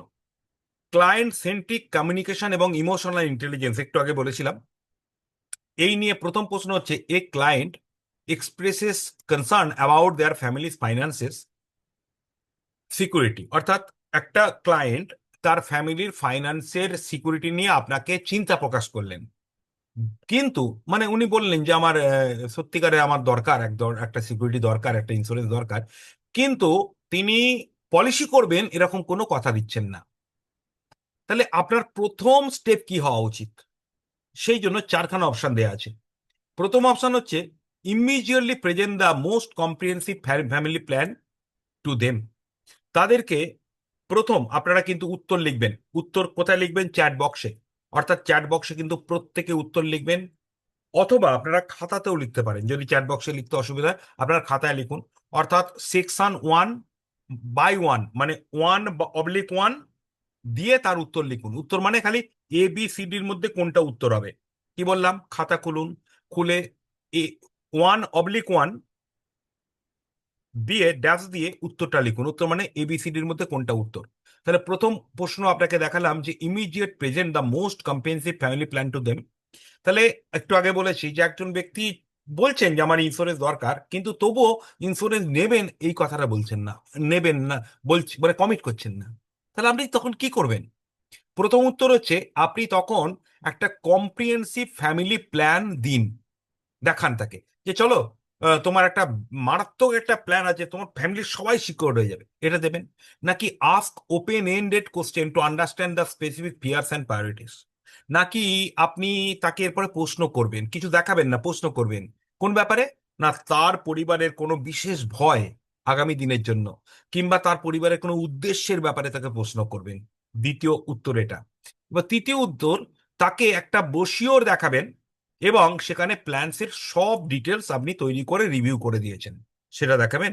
নাকি চতুর্থ উত্তর, যে একটা পার্সোনাল স্টোরি বলবেন, একই সিচুয়েশনে অন্য একজন ব্যক্তির পরিবারের ঘটনা বলবেন, যে আপনারই মতো এক ব্যক্তি, তিনি কিন্তু এরকমই আমাকে বলেছিলেন, তার কি ঘটেছিল শুনুন। কোনটা বলবেন? অর্থাৎ ABCDর মধ্যে কোনটা উত্তর হবে? এই ধরনের কুইজ কন্টেস্ট কিন্তু আমরা এই কোর্সে প্রথম চালু করলাম। তার ফলে আপনাদের একটু বুঝতে অসুবিধা হচ্ছে, কিন্তু আমার ধারণা আপনারা বুঝতে পেরেছেন যে একটু আগে আমি যে ক্লাসটা করলাম সেটা কতটা শিখেছেন, সেটা টেস্ট করার জন্য এই কুইজ কন্টেস্ট করছি। তো উত্তর কি হচ্ছে, লিখবেন 1/1 বাই দিয়ে বা ড্যাশ দিয়ে আপনি উত্তরটা লিখবেন। তো ইতিমধ্যে আপনারা লিখতে শুরু করেছেন, যারা এখানে লিখছেন সেটা আমি পড়ে নিতে পারছি। অনেকে 1B উত্তর দিয়েছেন, ওকে, অনেকে CBD উত্তর দিয়েছেন। আপনি কিন্তু খাতায় লিখুন, কারণ আমি যখন এর উত্তর দেখাবো তখন আপনি মিলিয়ে নিতে পারবেন। আমি কিন্তু এক্ষুনি উত্তর দেখাবো না। এরপরে 2 নম্বর কুইজে চলে আসি। You are explaining the features of a new endowment plan to ensure the client understands what should you do. আপনি নতুন এন্ডাওমেন্ট প্ল্যান দেখাচ্ছেন একজন ব্যক্তিকে, মানে 714 দেখাচ্ছেন, তার বৈশিষ্ট্যগুলো দেখাচ্ছেন, এবং আপনি চাইছেন যে আমি এই বৈশিষ্ট্য দেখিয়ে কাস্টমার যেন বুঝে যায় যে আমি কি দেখাচ্ছি, আমারটা যেন ক্লিয়ার ভাবে বুঝে যায়। তার জন্য আমরা কি করা দরকার? প্রথম বলছি, use technical term, maturity benefit, vested reversion. অর্থাৎ আমি নিজেকে প্রফেশনাল প্রমাণ করার জন্য আমি বিভিন্ন বড় বড় ওয়ার্ড ব্যবহার করব, মানে যেগুলো আমার প্রফেশনাল, মানে এই ইন্স্যুরেন্সের টার্ম ব্যবহার করবো। ম্যাচুরিটি বেনিফিট বলবো, ভেস্টেড রিভার্সনারি বোনাস বলবো, ফাইনাল অ্যাডিশনাল বোনাস বলবো, ইপিডিপি এসব বলবো। এটা করবেন? নাকি 2 number, compare the plan to a competitors product to show it superiority. অর্থাৎ আমি আমার এই পলিসিটা অন্য যে কোনো ইন্স্যুরেন্স কোম্পানির পলিসি থেকে কেন ভালো, এটা দেখাবো। নাকি 3 নাম্বার উত্তর বলছে, explain the benefit in simple and relatable term. আমি পলিসিটার বেনিফিট দেখাবো, ফিচার দেখাবো না, বেনিফিট দেখাবো এবং সরল ভাষায় তাকে বোঝাবো। যেমন আমি তাকে বলবো, this plan helps you build a savings fund for your child's education. Sir, এই পলিসিটা আপনার ছেলে বা মেয়ের চাইল্ড এডুকেশন ফান্ড তৈরি করার জন্য একটা সঞ্চয় প্রকল্পের মতো সুন্দর একটা প্রকল্প। নাকি 4 নাম্বার উত্তর, give them detail financial chart and ask them to read it. তাদেরকে একটা total economics chart, financial chart দিয়ে দেবো, দিয়ে বলবো এটা পড়ে দেখুন স্যার। কোনটা করব? কোনটা আমাদের উত্তর হবে? Question number 2। তাহলে 1/2 দিয়ে ড্যাশ দিয়ে উত্তর লিখবেন। 3 নাম্বার প্রশ্ন, এর অনেকগুলো সেকশন আছে, এতগুলো আমি পড়ে শোনাবো না, বাট আমি 3টে পর্যন্ত পড়ে শোনাচ্ছি। বাকি কোশ্চেনগুলো আপনাদের আমি গ্রুপে দিয়ে দেবো। গ্রুপে দেওয়ার পর আপনারা যদি এর বাংলা না করতে পারেন, আমি সেটাও শিখিয়ে দিচ্ছি। গ্রুপে দেওয়ার পর এটাকে টোটাল কপি করবেন, মানে সিলেক্ট করবেন, হোয়াটসঅ্যাপে সিলেক্ট করবেন, করার পর একে ট্রান্সলেট করে নেবেন, ট্রান্সলেটের অপশন আছে, আমি দরকারে দেখিয়ে দিচ্ছি। ট্রান্সলেট করে বাংলা পেয়ে যাবেন, বাংলার পড়ে উত্তর দেবেন। তো চলুন, আমি দরকারে এর বাংলা আমি একটু পরে করে দিচ্ছি, আমি বাংলাটাও দিয়ে দিচ্ছি। আ পোটেনশিয়াল ক্লায়েন্ট গোজ, মানে আপনাদের গ্রুপে কেন দেবো, পরবর্তী উত্তরগুলো কিন্তু আপনারা তৈরি করে আমাকে গ্রুপে পাঠাবেন। আর উত্তর কিন্তু আমি এখন দেখাবো শুধু 3টের, বা বলবো শুধু 3টের, বাকিগুলো বলবো না। 3 নাম্বার প্রশ্ন হচ্ছে, a potential client gets emotional while discussing their past financial struggles. অনেক সময় না কাস্টমার বলে যে দেখো, আমি অনেক লড়াই করেছি জীবনে, অনেক কষ্ট করে উঠে এসেছি, আমার টাকা পয়সা একটা সময় বিরাট প্রবলেম ছিল, এসব গল্প করতে শুরু করলেন। আপনি তাকে কিভাবে উত্তর দেবেন? তার এই গল্পে শুনে আপনি কি বলবেন? প্রথম, politely change the subject back to the policy feature. আপনি ভদ্রভাবে তার এই কথাটাকে শুনে নিয়েছেন, এরপরে তার কথাটাকে অগ্রাহ্য করে পলিসির ফিচার বোঝাতে শুরু করে দেবেন। নাকি acknowledge there feelings with empathy and allow them to share মোর। নাকি তার কথাটাকে ফিল শুনবেন ভালো করে, এমপ্যাথি দেবেন এবং তাকে আরো বলতে উৎসাহিত করবেন। কোনটা করবেন? নাকি 3 number, reassure them with that with this new policy all their problems will be solved. এই নতুন পলিসিটা দিয়ে যদি স্যার কেনেন, তাহলে আপনার যা প্রবলেম ছিল না অতীতে, সব মিটে যাবে। কোনটা বলবেন? নাকি tell them a joke to lighten the mood. তার তো মনটা ভারাক্রান্ত, অতীতের গল্প বলতে বলতে, তার দুঃখের কথা বলতে বলতে মনটা ভার হয়ে গেছে। তা আপনি কি তাকে একটা হাসির কথা বলে, জোক করে ব্যাপারটাকে হালকা করে দেবেন? কোনটা করবেন? তো এই 3টে প্রশ্নের উত্তর আমি এখনই আপনাদেরকে বলবো, বাট আপনাদেরকে বলে দিচ্ছি অনেকগুলো সেকশন আছে এবং তার উত্তর কিন্তু আপনাদেরকে আমি এখনই পাঠাবো না। ওকে? কেমন লাগলো এই সেকশনটা? অর্থাৎ প্রতিটা ক্লাসে আমি কুইজ কন্টেস্ট করব, যাতে করে আপনাদের বুঝতে সুবিধা হয়। Okay, then now I am going to answer the questions. মিলিয়ে নেবেন আপনারা কি লিখেছেন। Just 1 minute.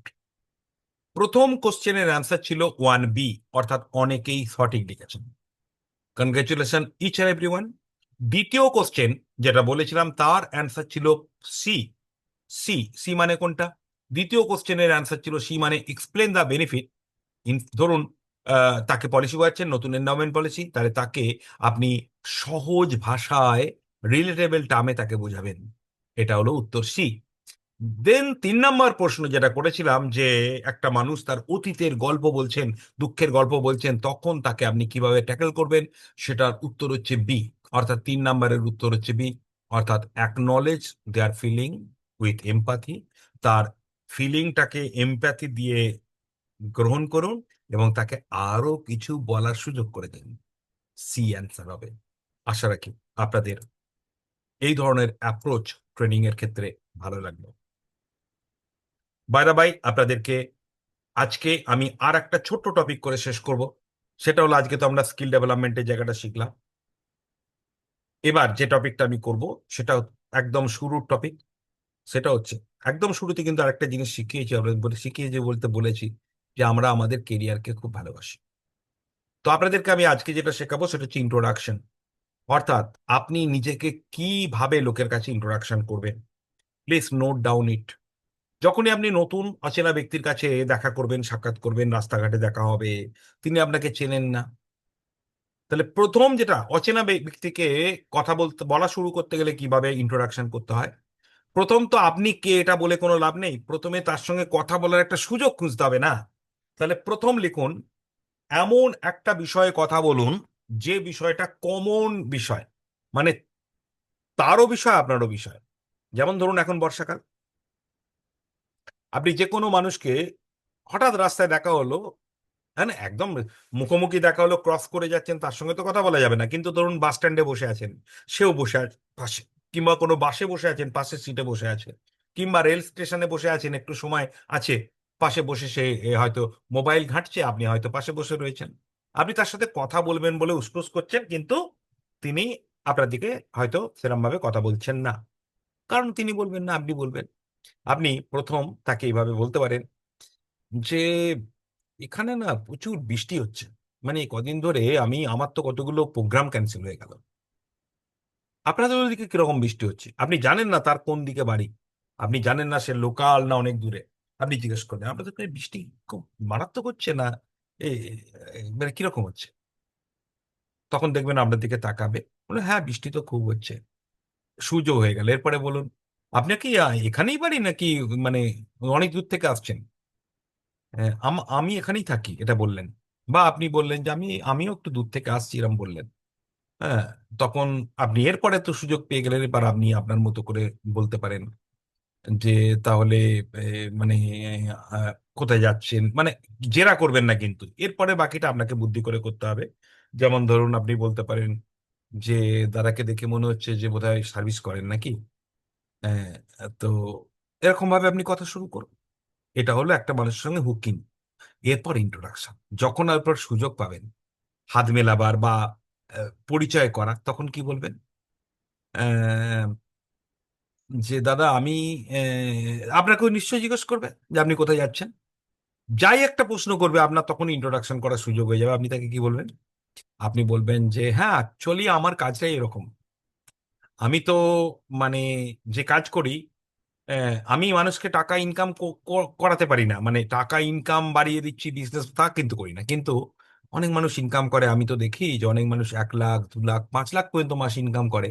কিন্তু ইএমআই এর চক্করে, লোনের ফাঁদে, হ্যাঁ, মানুষ কিন্তু ভবিষ্যতের জন্য টাকা রাখতে পারে না।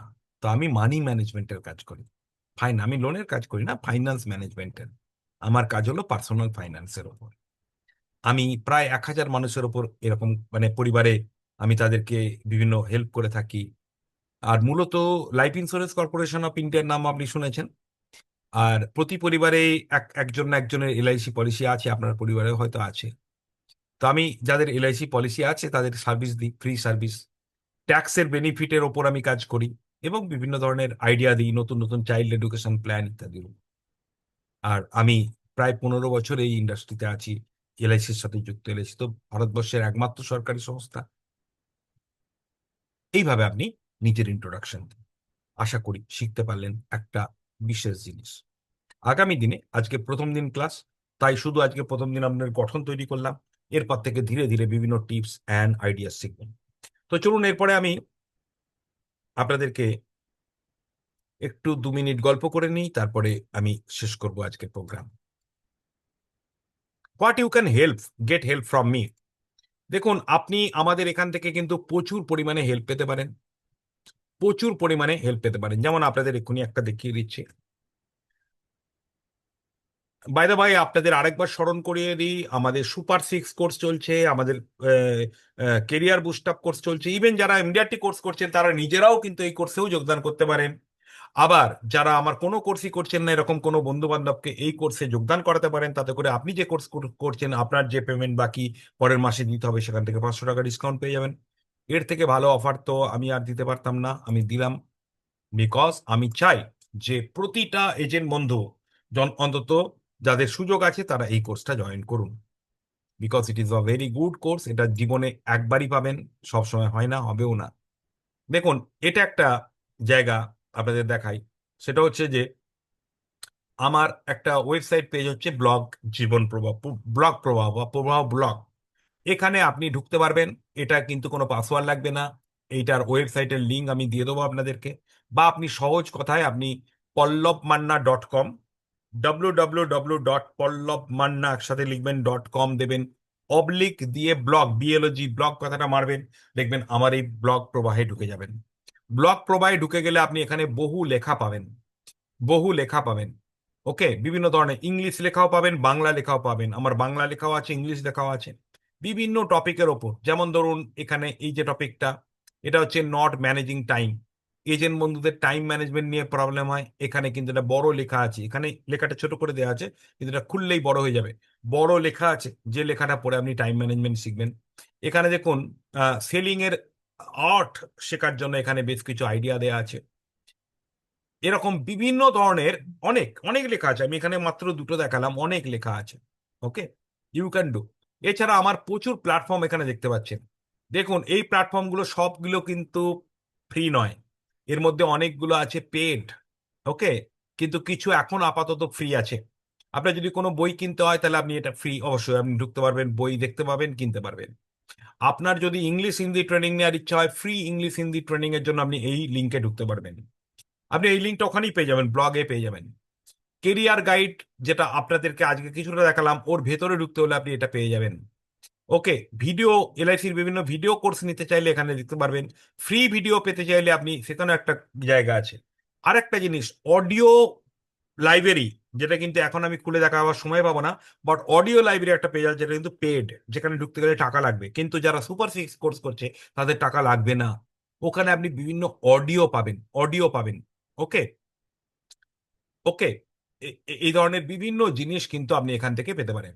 আর যেটা আপনাদেরকে আমি দেখিয়েছি যে সুপার সিক্স যে কোর্স, সেখানে যে 24খানা ক্লাস, অ্যাকচুয়ালি 28খানা ক্লাস হবে, তার মধ্যে যে 24খানা ক্লাস, সেখানে আপনাদেরকে আজকে যে ক্লাসটা করলাম সেটা হচ্ছে স্বাগতম এবং এজেন্টের উদ্দেশ্য।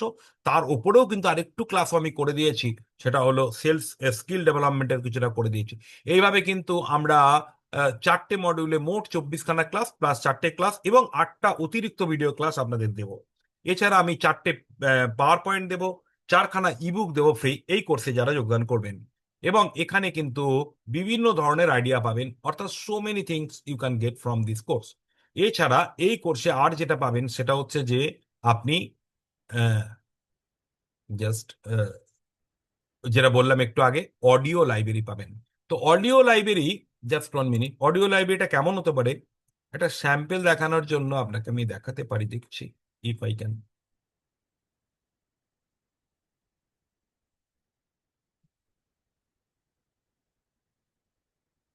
যারা টিম লিডারদের সঙ্গে কথা বলবেন, দেখুন অডিও লাইব্রেরি এটা কিন্তু sample audio library, it is not complete. Pro audio লাইব্রেরিটা একটু আলাদা, এটা স্যাম্পল অডিও লাইব্রেরি। এখানে কিন্তু আপনি বেশ কিছু অডিও পাবেন।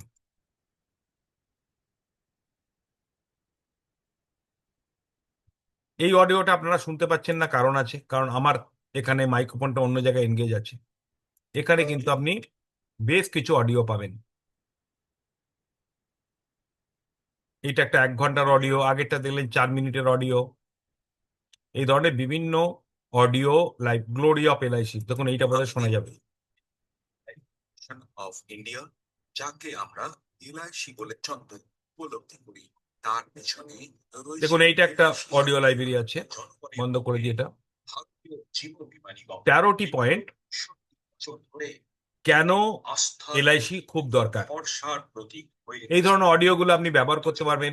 Why an insurance financial adviser is necessary for you.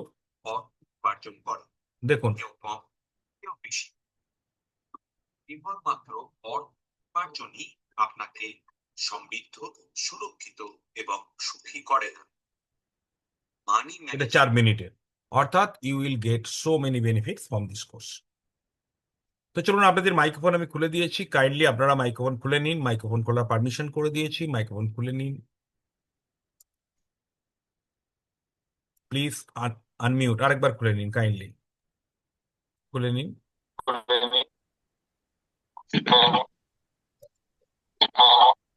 ওকে, আজকের ক্লাস কেমন, ভালো লাগলো কি খারাপ লাগলো একটু বলুন। আজকের ক্লাস কেমন লাগলো?